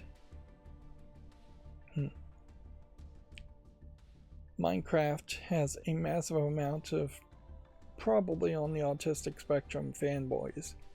Not everybody who plays Minecraft is on the spectrum, obviously, but I think a lot of people are.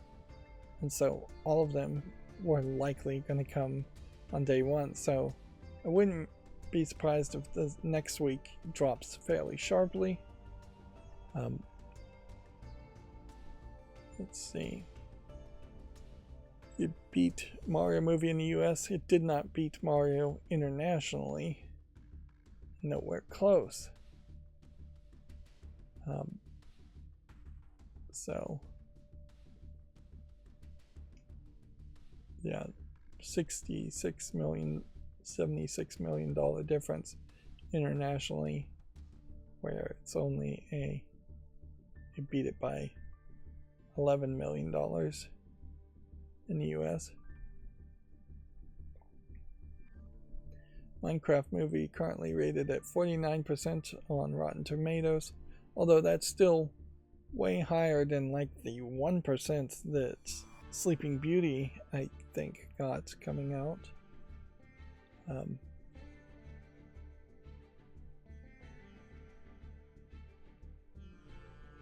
But yeah. I imagine at some point I might get really bored and sit through this, but I don't imagine I'm going to have much fun with it. Like, I just don't see how any of these characters are going to end up being part of anything that's Minecraft. And you can see in this picture how Minecraft has been really relegated to just a little bit on the side here, just a little bit on the side and background. And this is all about the characters, and it's really more about just the celebrities.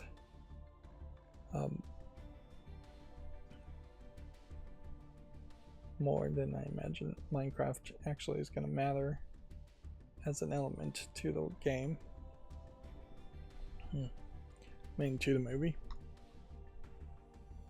I guess the best thing I can just hope for is that we don't see some ridiculous push to shove ads to the Minecraft movie into Minecraft, or some kind of ridiculous skins that are given away for free to have your characters look like the actors. Moving on, Microsoft's Quake 2 AI experiment sparks negative reaction. The Xbox firm has launched a version of Quake powered by generative AI. We are still consistently having people reject the idea of generative AI in video games, and I'm proud to see that happen. But I wouldn't be surprised if video game companies continue to push it regardless. Although, one thing that might happen is if there is a fairly large recession in the stock markets, then there may just be a cooling of the ridiculousness that is the stock markets, and companies just pushing out announcements about AI to push their share prices higher and get cheap boosts.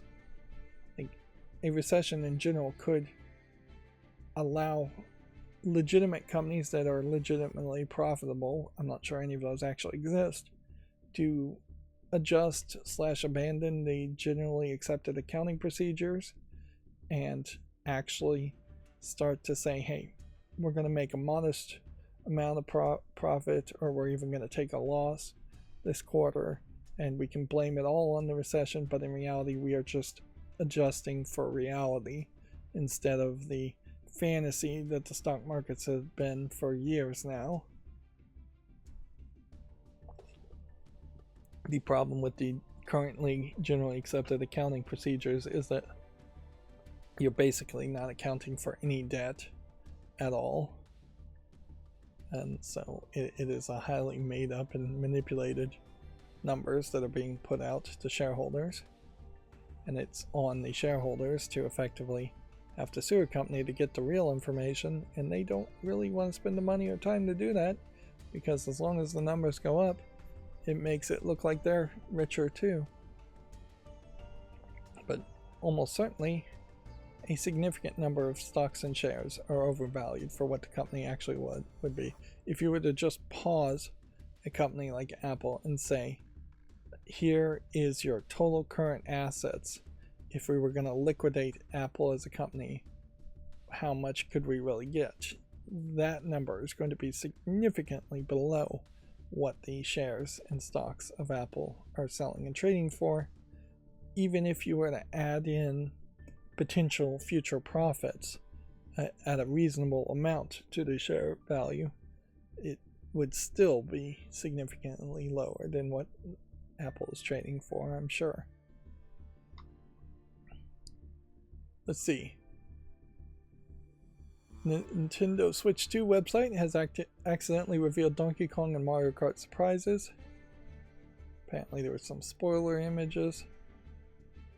I would kind of assume maybe it's this girl hanging on to his tie instead of this character following along, which for all we know this may have been just an early concept image, even though it's all colored in. I don't know who this girl is really supposed to be too. You would almost think that it would be, I want to say Roxanne, the girl in Donkey Kong that Donkey Kong kidnaps, but I don't see how she could be younger without some magical elements. It could be a new generation, a new kid, certainly, hanging around with Donkey Kong. This time Donkey Kong not kidnapping her. But yeah. It does make an interesting idea, certainly. Do Donkey Kong games need a human just so humans can relate to it? Does it make sense to have a kid hanging around and going on an adventure with Donkey Kong? Yes, I think that makes a lot of sense, certainly. But it also just seems like weirdness. I'm just gonna spoil myself in general. Rainbow Road in Mario Kart. I mean, is that really a spoiler for anything? I think here Video Games Chronicle is probably overemphasizing the idea of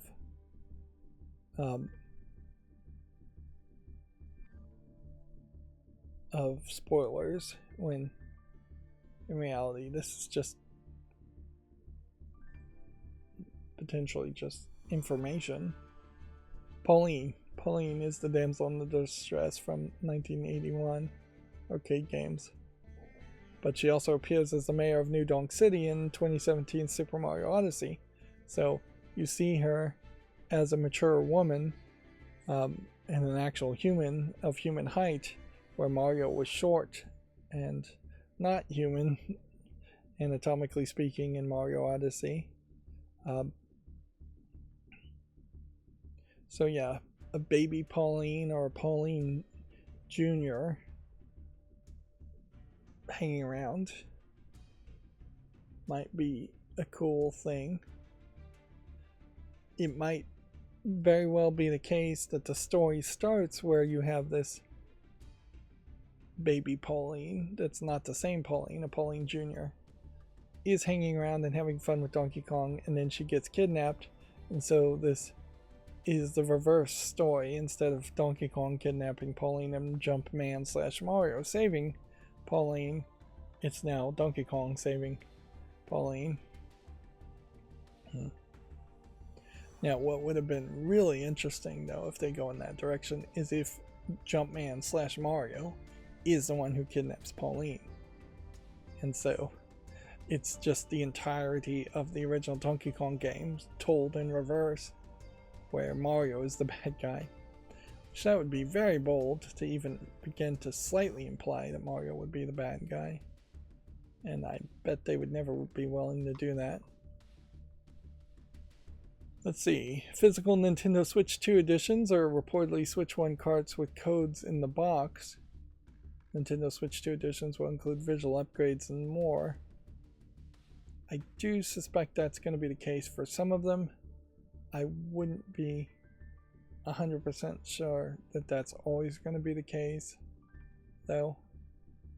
And so, yeah. It does feel like Nintendo has made it where they're too many possible options of what you're getting when you buy a Switch 2 game. Whether you're getting a code in the box with no cartridge, whether you're getting a cartridge that is literally just a key dongle and you still have to download everything from the game basically via the internet,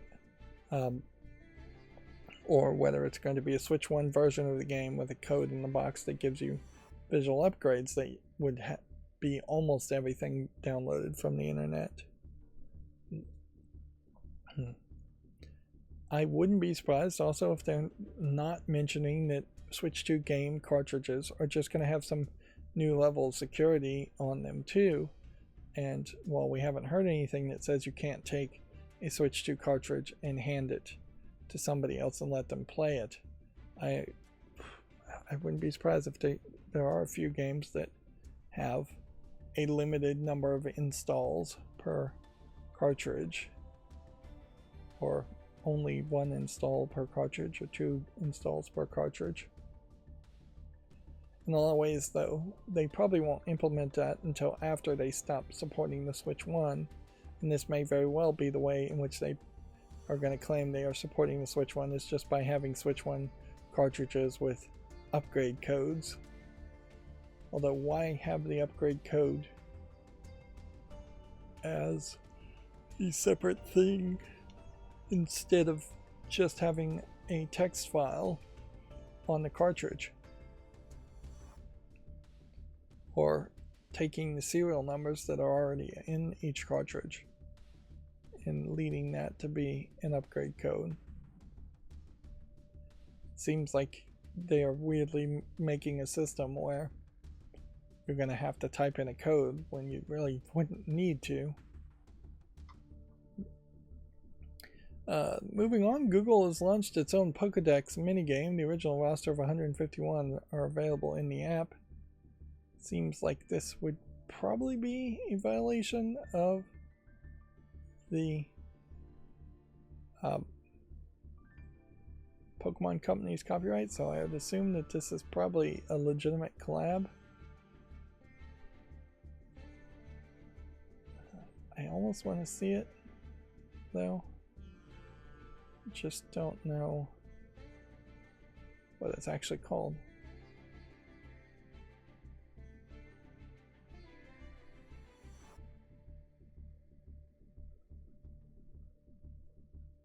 Google's mobile app, which allows them to catch Pokemon. It's just called the Google app. Oh, so it's the Google search app. So you just search a Pokemon and then you can add it directly into the Google search app, which really smacks of desperation of just people trying to get people to use the Google search app. Which, yeah, I will leave it at that. Third-party developers say Switch 2's horsepower makes them extremely happy. Dozens of third-party gamers are coming to Nintendo's new platform. Frankly, any improvement in horsepower would make developers extremely happy, though. We are between a rock and a hard place in this case, and that you could certainly argue that the horsepower is not as good as you would want. I think the better argument is probably that the power efficiency is nowhere as good as you would want. But yeah, we were never going to get just like a brand new Strix Halo setup for the Switch 2. But also, this is probably putting the Switch 2 closer to being competitive with the PS4 and the Xbox One, not really putting it to the point where it can actually churn out games visual quality as a PS5 or an Xbox Series, although visual quality may not really matter too much, and there is a very decent counter argument to be made that the PS5 and the PS5 Pro and the Xbox Series and the Series X all are really upgrading visuals and nothing else.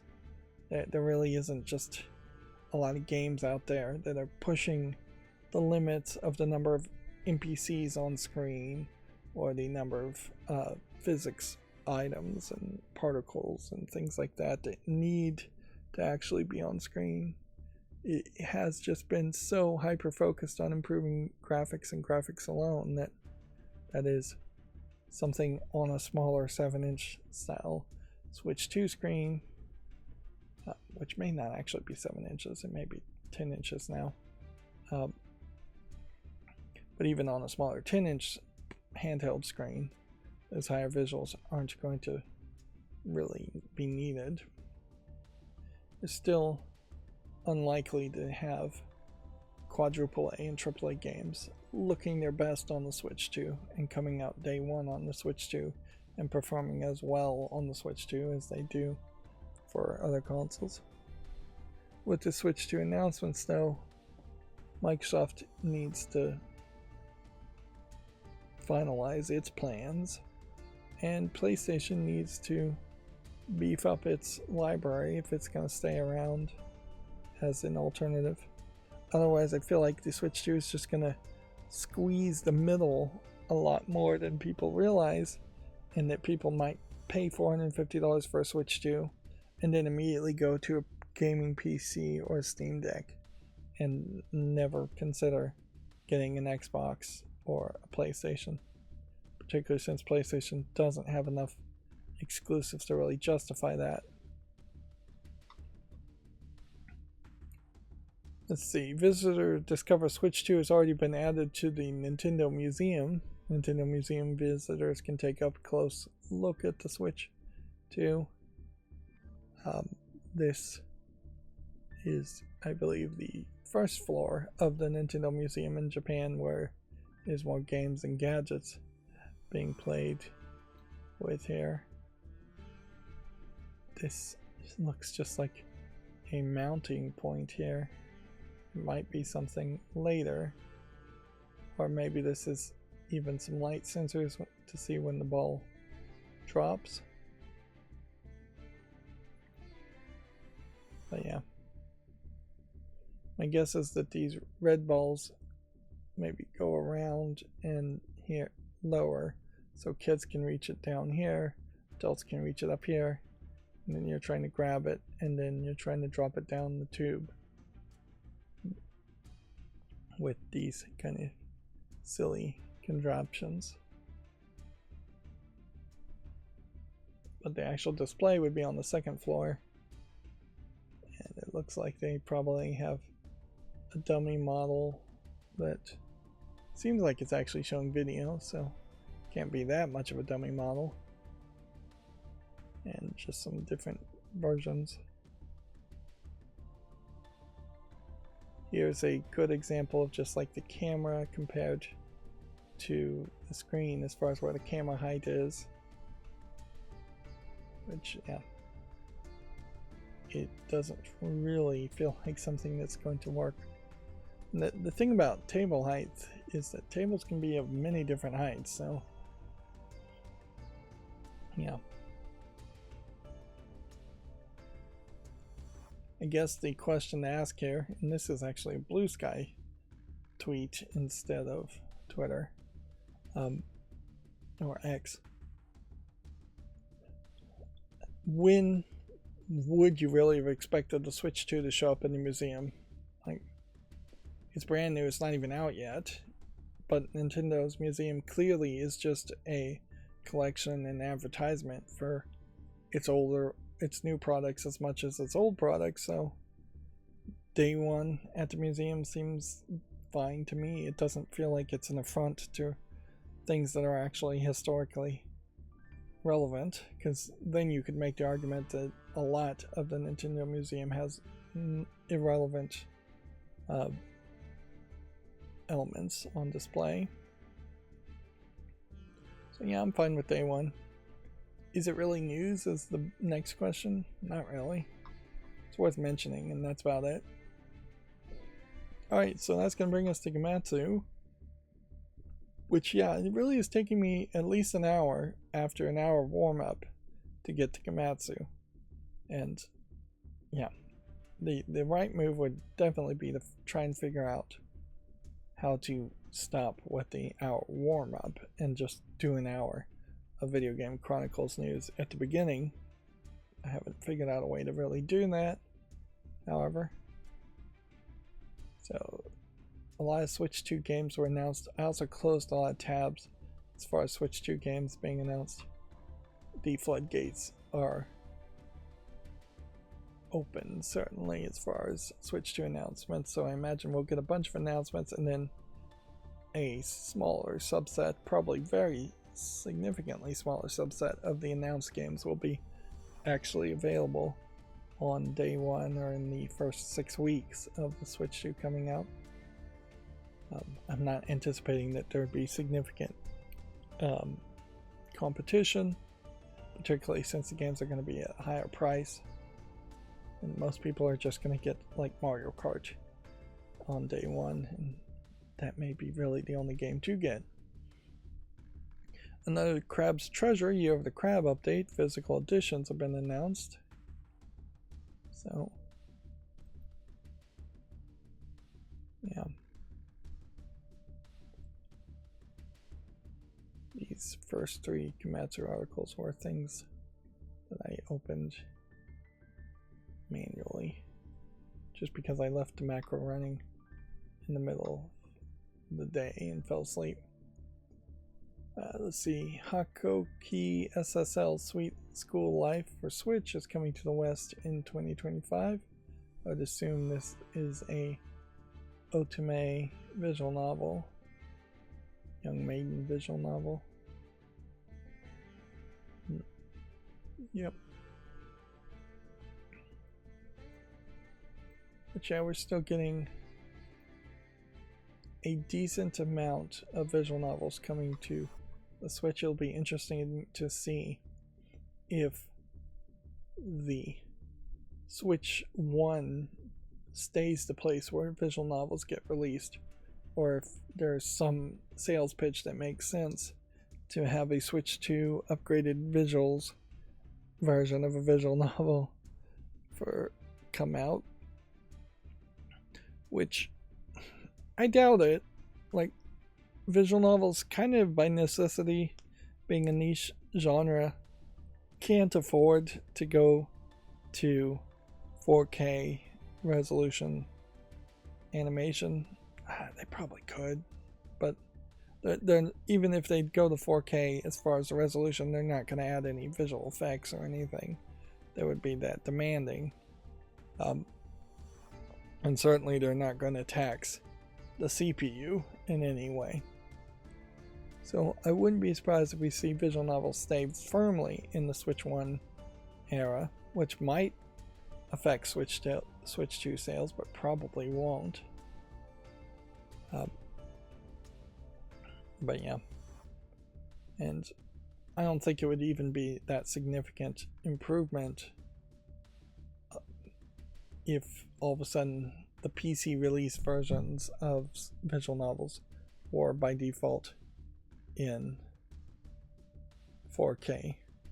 As far as the frames per second, except for in cutscenes, there effectively are no frames per second. It's one frame that's mostly static as you read the text.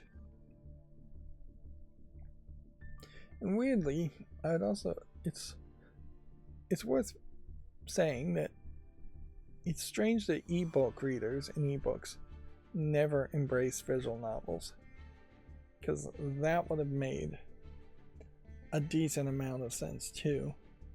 Is that if there was a more open Android ebook reader instead of the Kindle, which is the default ebook reader anybody thinks about, that allowed you to put like an Android app on there, that would have worked fairly easily. But yeah, that never happened. In fact, visual novels never came to Android apps in general because the screen's too small. So yeah.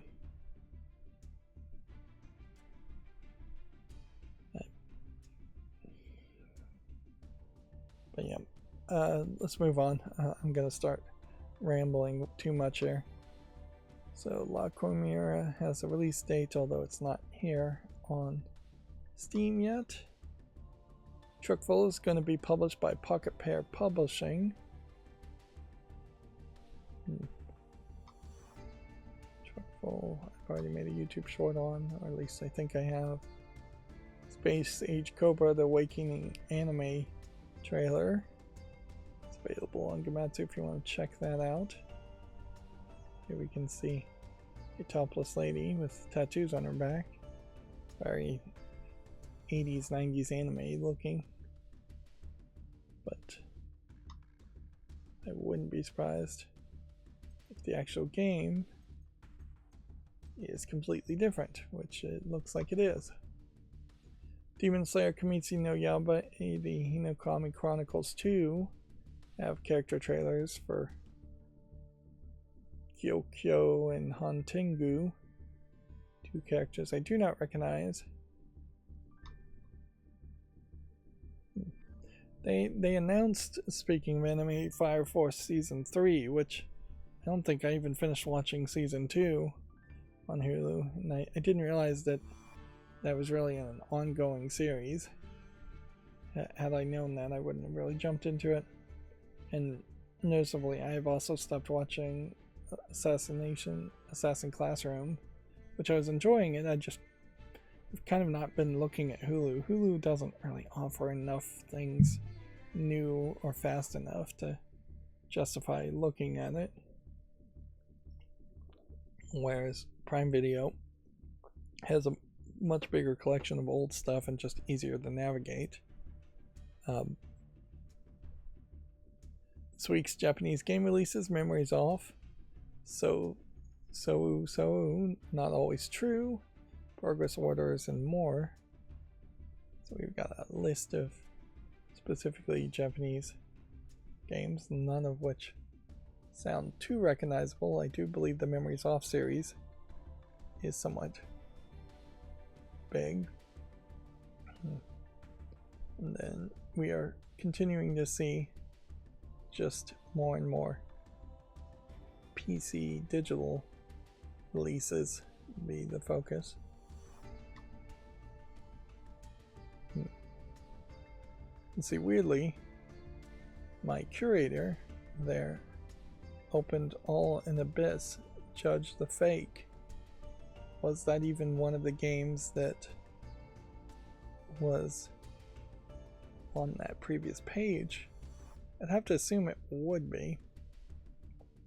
So yeah, the way my curator now works is it checks a web page and sees if there is a link in the web page to a Steam game at all.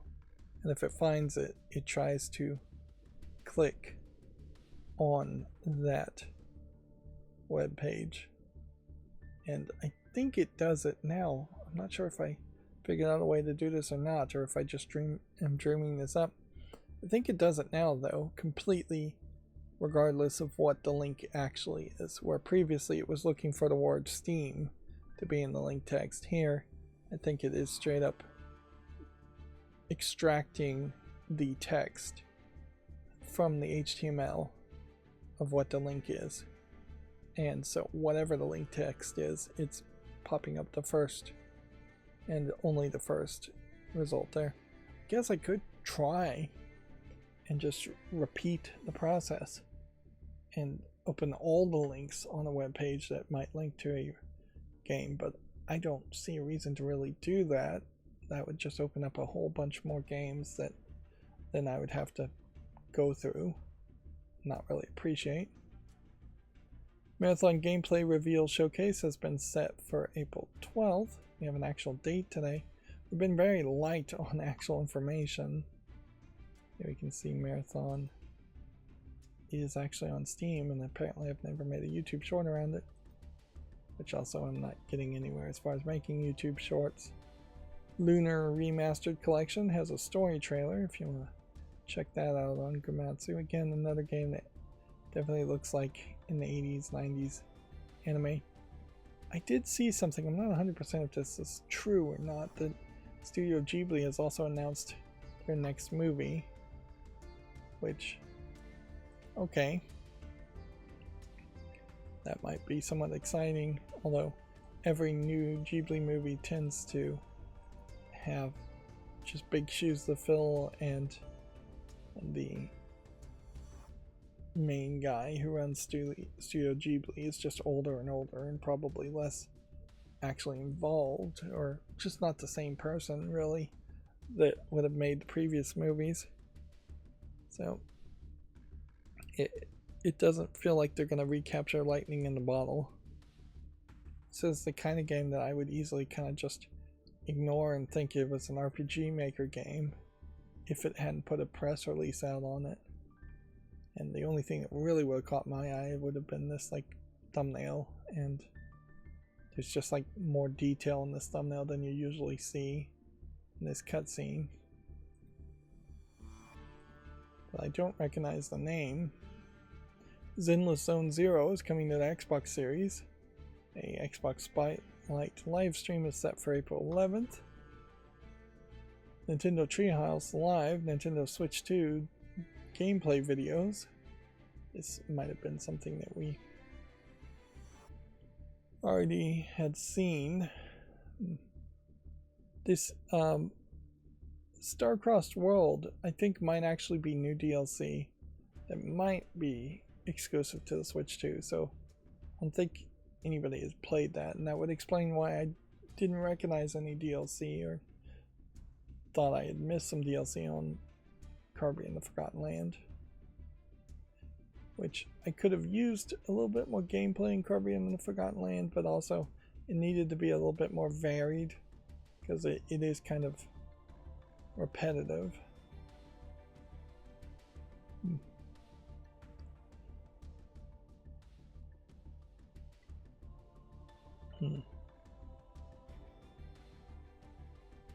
We can see some Amiibo Street Fighter things.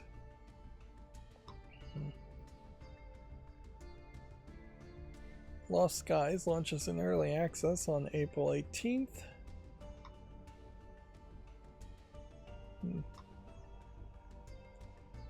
Let's see, the arcade adventure sequel Lumo 2 launches in 2025 for the PS5, Switch, and PC. You know, weirdly, that didn't open up. Everspace 2 Wrath of the Ancients launches May 12th. Increasingly here, I'm also just trying to read these headlines and not have any. If I don't have anything to say, I'm just going to stay silent. Like, I talk incessantly no matter what, so it really wouldn't hurt if I went quiet for a minute or two.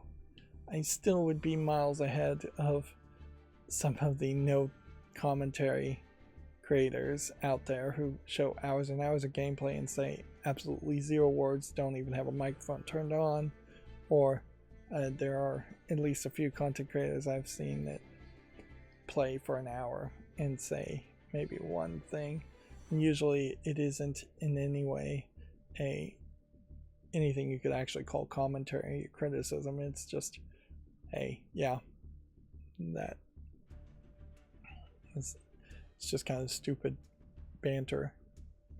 The pixel art dungeon crawler Oceanhorn Chronos Dungeon has been announced for PC, iOS, and Android. Let's see, I don't know if what happened here is I opened up tabs multiple times or what. Let's see. Is any of this information here stuff we haven't covered? I don't think so. I think this page 2 has just been covered. That being said, my macro still never works, so next time I run my macro, it's still gonna try and repeat the same tabs being open again and again. And that'll just keep happening until I actually get it to run perfectly without stopping it. The Famitsu sales from the 24th to the 30th of, I guess, May, or March, not May. see. The software sales, much shorter list, hasn't been updated to the top 30. But we have Monster Hunter Wilds still being strong in the second spot, and Venus Vacation Prism actually being pretty high up in the fourth spot for PS5. And then Winning Post being kind of low as its weak launch in the 7th position, but still very high for a PS5 horse racing game. Noticeably though, Assassin's Creed Shadows enthusiasm seems to have kind of died down. And yeah, this is probably what you would say was a very good week for the PS5, in that usually we see the Nintendo Switch dominate the top 10 and usually the top 30 games. See, this says it will be updated on April 4th, but the page itself has not been updated, and today's the 8th.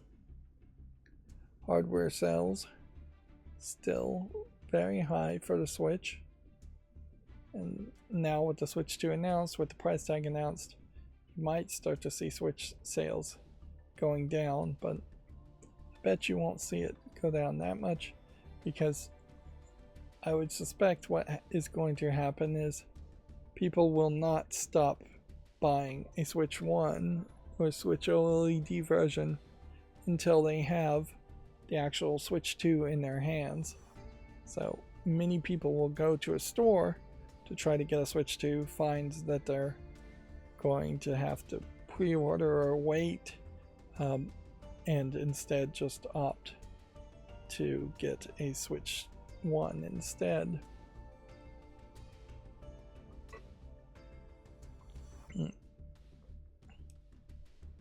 It looks like my macro may have worked overall as far as the gaming on Linux articles. So I'm just going to scroll down here and look at the headlines and see if I can kind of memorize any of them. And then we'll see what the actual headlines are. So DXVK 2.6.1 brings numerous needed fixes for playing Windows games on Linux and Steam. This is the DirectX to Vulkan implementation. It's a part of Proton, which makes Windows games run on Linux, despite being designed to not to run on anything other than Windows. And we could get into the weeds and the details, but it really just kind of doesn't matter, in that it is just continuing to work to improve the performance. What I really like to see here is that most of these pull requests, that's what PR stands for here, is somebody put some new code in there and they're requesting that you push that new code into the main branch. I don't know why they call them pull requests instead of push requests, really. But yeah, that's how Git works, and GitHub, if you're using GitHub, works. But yeah, I like to see that a lot of these are not specific to a specific game, but then seeing that like Lego Batman the video game and Lego Indiana Jones the Original Adventures are getting specific improvements is kind of interesting too, and the hope would be that these improvements might work for more than just those specific games, although it's going to severely depend on how it's implemented. The general idea, I think, for open source software and Linux would be to have the code run universally on all games well, and not have to have a bunch of custom code specifically run for specific games. The Palworld publisher teams up with Mythic Owl for card delivery adventure Truckful, which Yeah. So we again are seeing Palworld's publisher, not Palworld's developer, but publisher, focus on something different, which makes a lot of sense for a publisher. The concern, which is not being confirmed or denied here, is that Palworld's developer has a history of kind of never finishing and abandoning their projects, and that would be very disappointing if Palworld never really felt like a finished project, even years later. I believe it still is in early access. Some of these didn't load with their videos in them for some reason.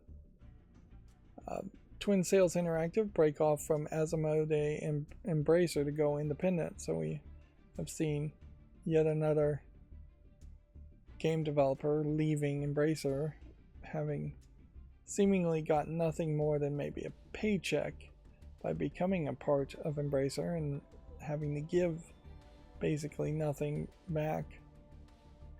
Although it may be a case that Asmodee now owns the code and the rights to things that Twin Sails made, such as Gloomhaven or Terraforming Mars.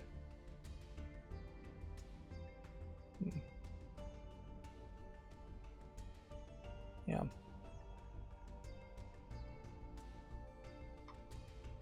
A lot of people getting acquired and de-acquired now from Embracer. Build a train to expand your deck and fight off bandits in the demo of Fogpiercer, which Fogpiercer versus Snowpiercer. It might be a somewhat interesting game. It's a card-based gameplay. So the visual motif here is going to play only a small role on the actual card gameplay. Fogpiercer was already open. Let's see, master platforming with two characters at the same time in Ambidextro, the dev of Pineapple on Pizza. Interesting.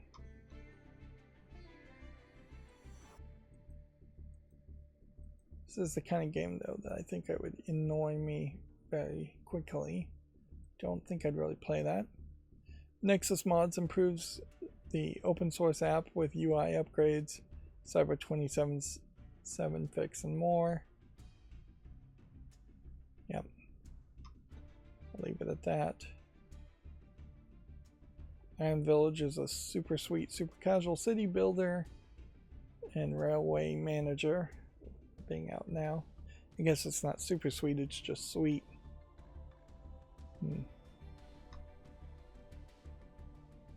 Okay. The Linux GPU control application, LACT, version 0.7.3 brings configurable charts improvements for AMD RDNA 3, which I feel like the Strix Halo has RDNA 4 chips, so it may very well be that even RDNA 3 GPUs are still lacking in configuration tweaking type support.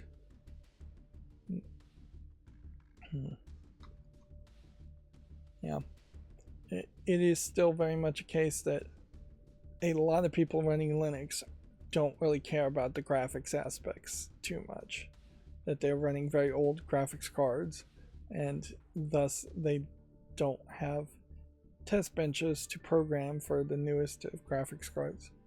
If AMD, ATI, Intel, and NVIDIA all cared about Linux support, they would be handing free graphics cards by the truckload to high-level, well-proven, well-renowned developers. Linus Torvalds, for example, would be the first person to just be sending him new graphics cards all the time, at which point he probably would do very little with it and end up sending it off to somebody else. But he probably would send it off to somebody else who would then do something with it. Let's see. NVIDIA has open sourced the physics and flow GPU code. Man, that is a small word to get tongue-tied on. So this would be the Physics SDK 4.0, which was released in 2018. Although that's what its original release, maybe it's been updated. So by them open sourcing this under the BS3 license, that might very well make it more difficult for it to be put into Apache licensed versions of Linux. BSD 3 may not be compatible, but maybe it would be fine. And they're not including the GPU simulation kernel source code, which maybe makes that a lot of this is not going to be that helpful. It may very well be the case that people look at the source code and then write their own code that's even better, or it may be a case that this just leads to using physics directly as far as the code to make games run better that are using the physics. Physics itself, pretty big amongst NVIDIA games back in the day, but never really doing anything that was absolutely mandatory, and probably isn't actually being used at all these days.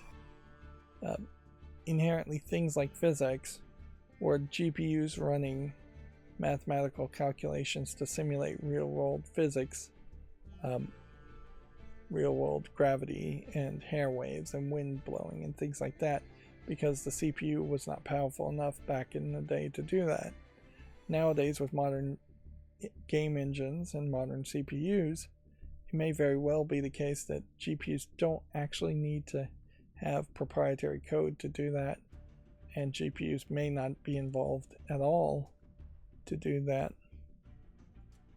If you were to contrast NVIDIA physics to the new physics engine that the Godot engine just implemented, it would be a night and day difference of brand new code versus something from 2018, or at least that was originally conceived of in 2018.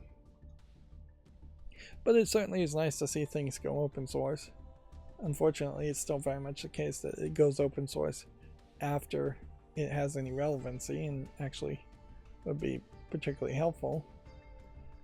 Proton Experimental has gotten fixes for XCOM 2, GTA 5 Enhanced, and The Last of Us Part 2 Remastered. There's also a longer list of things here that have been fixed. Somewhat longer list. Wine 10.5 has been released with pairing support in the Bluetooth driver and ARM64 improvements. So is it just now that the Windows Wine emulator, Wine is not an emulator, is what it stands for, compatibility layer, I guess is what it really is, can let Windows applications pair to Bluetooth devices? Which, in fairness, how many Windows applications actually do pair to Bluetooth devices in the first place? Bluetooth has really never been big in PCs and desktop computers, which is weird because you could have easily thrown in a chip that could handle Bluetooth into motherboards or wireless connector cards, and they just don't. It just doesn't happen. Even nowadays, you'd have to pay extra for a motherboard to have Bluetooth support, and even then the Bluetooth would be used very rarely. Moving on, let's see, Steam Deck Verified Roundup for early April 25th with new and upcoming games. Here we have a list of new and upcoming games. Which, yeah.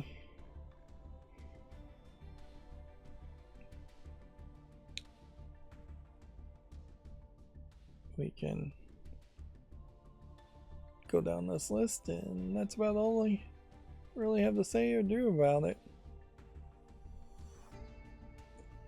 Whenever I see a list like this of new and upcoming games, I immediately have that same feeling. I just go around in circles where it's like, I'm not playing enough new games, I'm not making enough content, I definitely am not scheduling enough new content. If I was scheduling videos, I would be at 1,000 subscribers, which there's a chance by the end of this week or next I will have 1,000 subscribers, but it won't really matter or change anything. But I just can't really justify doing any of that until I finish this nightmare of cleaning and decluttering, which really feels like it is so overwhelming, and it'll eventually end, but it might be forever. I mean, I could easily see myself talking about this a year from now and just like, yeah, I didn't get anywhere.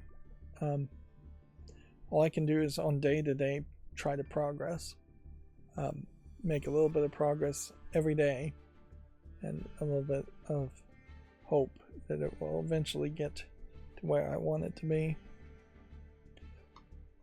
What I really would like, of course, is somebody to help me with it, to do it for me, which is true for many situations. But unless I'm going to pay through the nose to have somebody that I really wouldn't even trust to do it for me, that's not going to happen.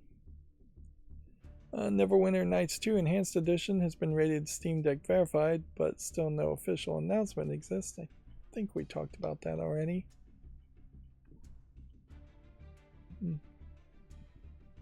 There's a game called Landfall here. No, Haste. Chase definitely seems like a big deal. Being rated very positively already. Let's see, Hungry Horrors. Yeah, I think all of these stories probably have already seen before.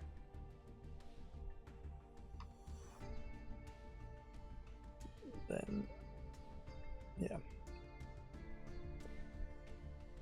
More free games with Prime, Amazon Prime. Honestly, I would gladly like to save, say, $10 by getting rid of the Prime Gaming feature and taking a cheaper Prime option. Honestly, I'm not even sure that the free shipping matters at all to me, so if I could just pay exclusively for Prime Video and maybe Amazon photo backups instead of being bundled with several other services I don't really care or use. I think one of the services I never use is like free books, 2 free books with Kindle or something. But yeah, I would much prefer to get rid of that fee. Of course, they'd never really offer that. Mesa 25.0.3 graphics drivers have been released with various bug fixes.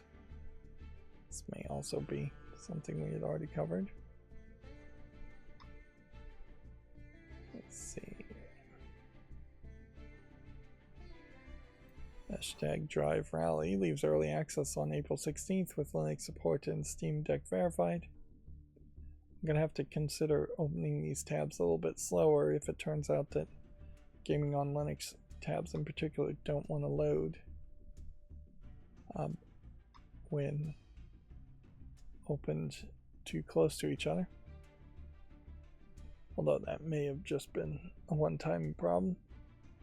And then the awesome Auto Battler Mechabellium gets a free weekend discount and update. Then apparently here's a Gamatsu article. Girls Made Pudding launches April 10th. So we can see some of these just are jumping around all over the place. Anyways, so it takes me only 35 minutes to go through the Gamatsu and Gaming on Linux articles. That'll bring us to GameDeveloper.com, which in reality, most of these stories I imagine we've already talked about. Let's see, the Blizzard veteran and Overwatch art director Bill Petrus has passed away. This is a different picture of Bill Petrus, more head-on, and now you don't have absolute negative space in the back, you have a full background, which, yeah, that feels a little bit better for him to be in the center of it. Weirdly, it seems like he's wearing almost the exact same shirt. Not the exact same shirt, the buttons are different. And this color is a little bit better. This feels like he was almost certainly on stage. And by hitting him head on, he looks skinnier and better looking than the other picture did. And yeah, I don't think it's really necessary to take a picture like this and then turn it into black and white.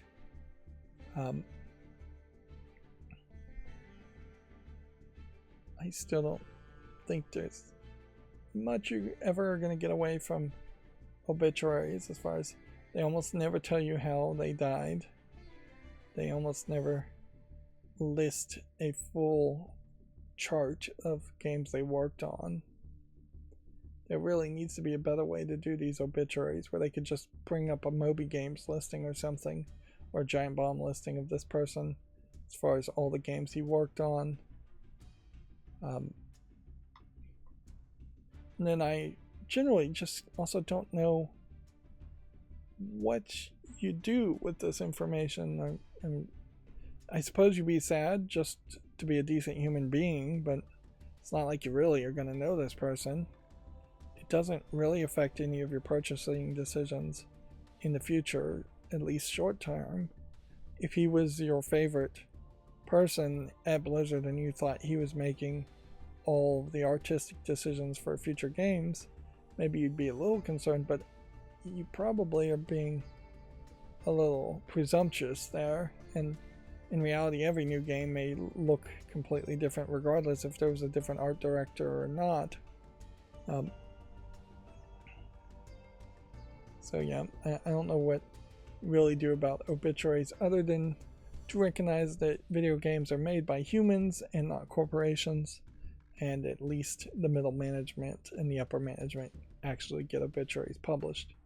And humans do die and leave behind often friends and family who are suffering at that time. So, but I'm sure those friends and family also wouldn't want just random condolence cards showing up at their house from random fans of the games. Maybe if there was a Kickstarter or a GoFundMe popped up, that would make some sense. And it definitely feels like a lot of friends and family of people who died don't either recognize that they could potentially have a GoFundMe that might get them some financial support, or they don't want to go in that direction because it seems lacking of class. But I would say screw class. If you have a friend or family member who died, you definitely should put out a Kickstarter, even if you don't think you'll get a single donation, because it's just going to prove to you, frankly, whether people want to support you or not, and show you who your real friends are, or who the nice people are.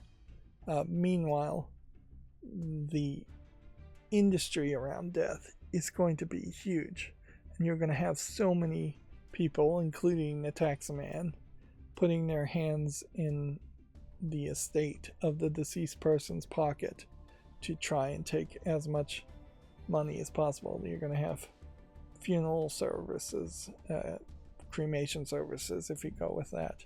You're going to have the potential hospital that you went to send you bills or ask you for donations. You're going to have maybe the ambulance service that drove a person to the hospital, assuming that's how they died.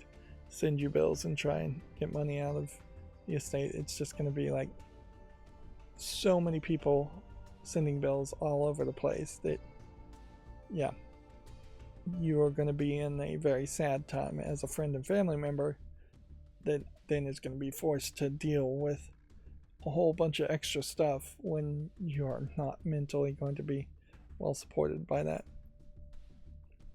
And yes, it's not just money that people can do to support friends and family members of the deceased. You can easily send food, prepared food, frozen food, canned food, just so people don't have to cook as much or shop as much for that.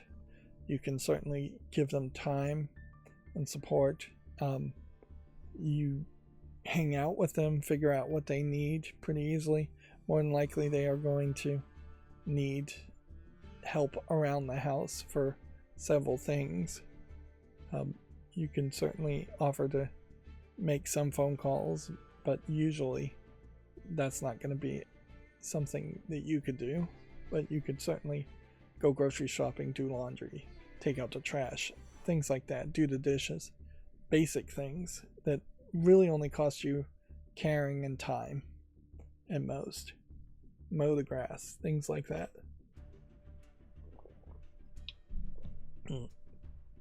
And yeah, if you're not particularly good with emotions, offering to come mow the grass for somebody can certainly be a great type of thing. It's like, hey, why don't I come by and help you move some furniture, or help you mow the grass, or paint a wall, things that you don't really have to talk to people about. Particularly like mowing the grass, you're outside, you're not going to be talking to the person anyways. The person doesn't even have to be there, but that's something that they certainly would appreciate. Anyways, I'm rambling. Moving on, twin sales split, we already covered that from Game Developer Now. And then Nintendo is taking a variable approach to the pricing on the Switch 2 titles, which means they're going to try to raise the price for anything they can think they can get away with it, but as soon as they realize they can't get away with it, they are going to go cheaper. I wouldn't even be surprised if this does also just kind of promote the idea that some Nintendo games are going to be half as long as others, which that is the reality of the situation, particularly on Steam, where there are some 60-hour games, there are some 200-hour games, there are some 5-hour games. And it is ridiculous that console games have always been targeting 60, unless they're a JRPG, then it's 200. And then targeting $60, now $80 for that 60-hour experience. When many games would be better if they were just short and sweet. Some games would be better if they were longer than 60 hours. Even Mario Odyssey felt like it had probably a little too many moons in it, and it felt a little too grindy if you were trying to collect all the moons. I don't think I even got all the moons in Mario Odyssey. Alright, and then that's going to bring us to all the new games on Steam, which all is not perhaps the most accurate term for today, in that I'm not sure it actually was all of them. And none of these were actually opened by my macro, which tells me to be cautious, and that at any point here we might have yet another adult game that is sneaking its way through into outside of the adult section. I guess we're not too far away from 420, so if the Pothead holiday really matters, which I don't think it really does, we might see a couple of like Pothead type game. See, here's another one that's tagged as sexual content. Should have been curated out. I don't know how to do it, but there really needs to be more of a case where this is another one. At the very least, this runs. And in my experimenting, I think I reduced the odds of it running. Because there's two ways to program a program. I know I'm not making much sense here, but it will eventually. One, you can program it to check for errors and keep on trying, which is what I was doing earlier this morning, late last night.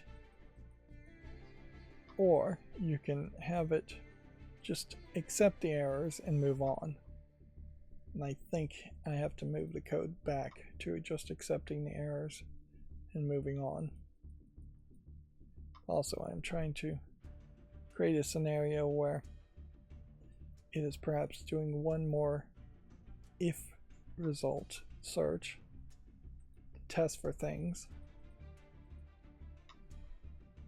to avoid just producing an error into the logs, because I'd like it to be a case that no errors occur at all in the logs, whether they're ignored or not, when the macro runs well. And then if the macro runs into trouble, then I'd like it to actually produce an error but ignore it and continue forward,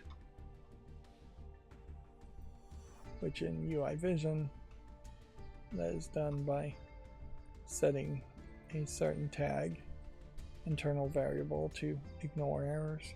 It just ignores all errors when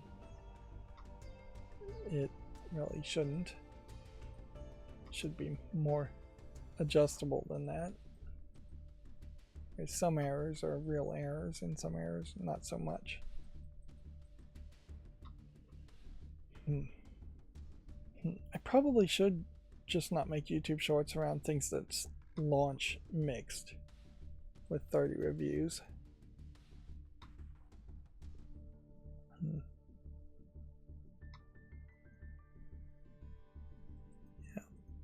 Seeing a decent amount of garbage games today.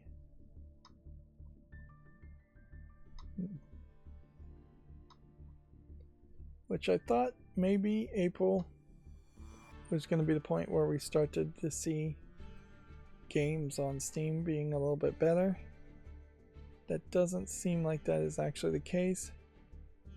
I think possibly April is the point where we start to get game announcements from consoles in particular, but I don't think that that translates to enough releases to actually change the trajectory of what's being released on Steam. And honestly, I'm not sure there's ever enough games that change the trajectory of what's being released on Steam. It may very well be the case that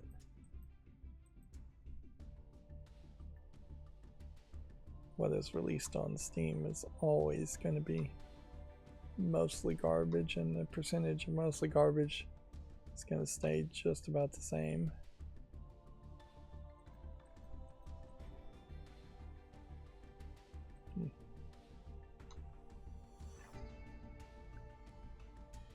We have a visual novel, which, yeah, it is a sad statement when the first game of any real visual polish is a visual novel.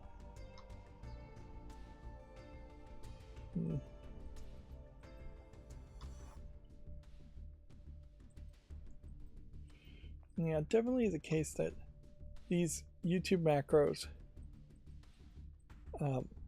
that make the YouTube shorts probably needs to be split into two different procedures. One that is going to just save and close all of these tabs.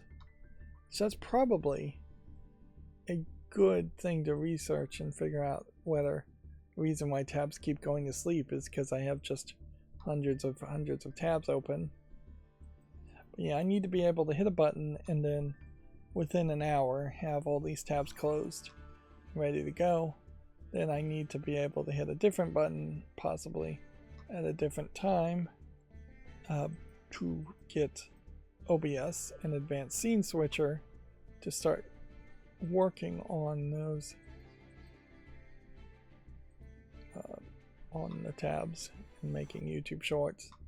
But I really need to break the two apart even further so that it is just always working. Now here's an interesting game in that it's got kind of a pixely cooking management look to it, but then it seems to have a level of polish on the character portraits, which nowadays modern games have character portraits where the characters are taking up the majority of the screen instead of just being tiny portraits in the top corner.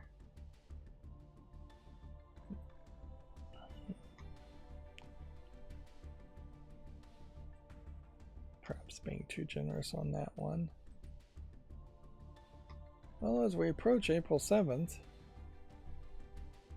it does feel like we're starting to see potentially better games.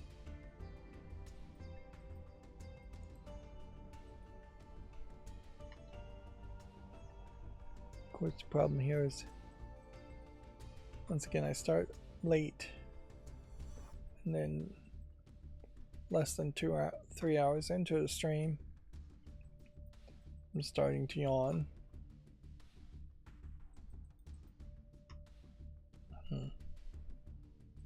Just sleeping way too much. Then when I am awake, spending way too much time focusing lately on the Magical Modica game.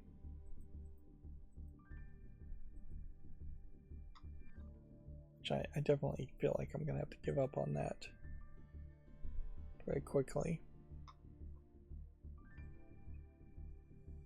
Weirdly, I think the game is gonna oblige me to give up on it pretty quickly. To let me just say I've done everything, and then like I really do suspect that the Magical Modica game will shut down in less than a year. Wouldn't be surprised if it's less than 6 weeks.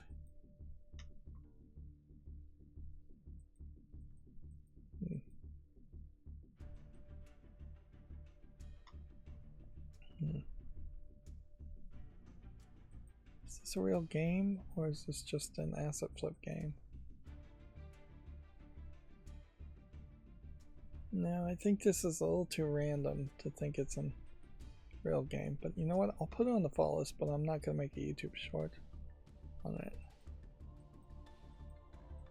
Here's another Pokemon type clone, it looks like. Or at least it's going to have some feelings like it is a Pokemon clone. Okay, and so that's going to be the end of the show. Again, I hope I covered all the news and I hope I covered all the games, but no way to really be 100% certain. Oh, I will also mention, as wrapping up here, that my HEPA filter that I've been trying out, the only time I've seen it so far in the position I have it go above 10 parts per million, which you could easily have hundreds or thousands of parts per million as far as its detection, was when I brought in a cheap sweeper and sweeped the rug around it. So the act of a cheap sweeper beating dust out of the rug got it to go up for a brief moment, and that's it. So I am in this weird position where it's perhaps just proving that the air around me is pretty good anyways, staying around 7 parts per million, and that really any congestion / breathing / allergy problems I might have may very well have nothing to do with the air quality. Noticeably, too, there have been times where I've cooked things or a skunk has sprayed, which unfortunately happens far too often around my house. And so, as a human, I am smelling those things, but the sensor is not going up any. So, yeah, I wouldn't be surprised if the cheap sensor in it really only searches for particles of a fairly large size and does not have the capability of seeing particles that are of smaller sizes, such as smells. Speaking of cooking, before I wrap up, I've been experimenting on trying how to make cakes without eggs. One of the experiments is baking soda and vinegar. I've tried that twice and ended up throwing away the cake twice. It tasted so awful, so don't do that one. But I did most recently manage to make a cake using applesauce, and applesauce does seem like it made what you would expect, a nice fluffy cake, perhaps maybe a little too fluffy, maybe a little too moist, but definitely feels like it worked and it tasted fairly good. Didn't really taste of apples. Maybe you might want to put even a little extra applesauce in it so it would taste like apples, but it is just a yellow cake and it tastes like a yellow cake. Anyways, that's going to be it for the stream. As always, I ask you to like, share, subscribe, comment, and keep on watching. Thanks.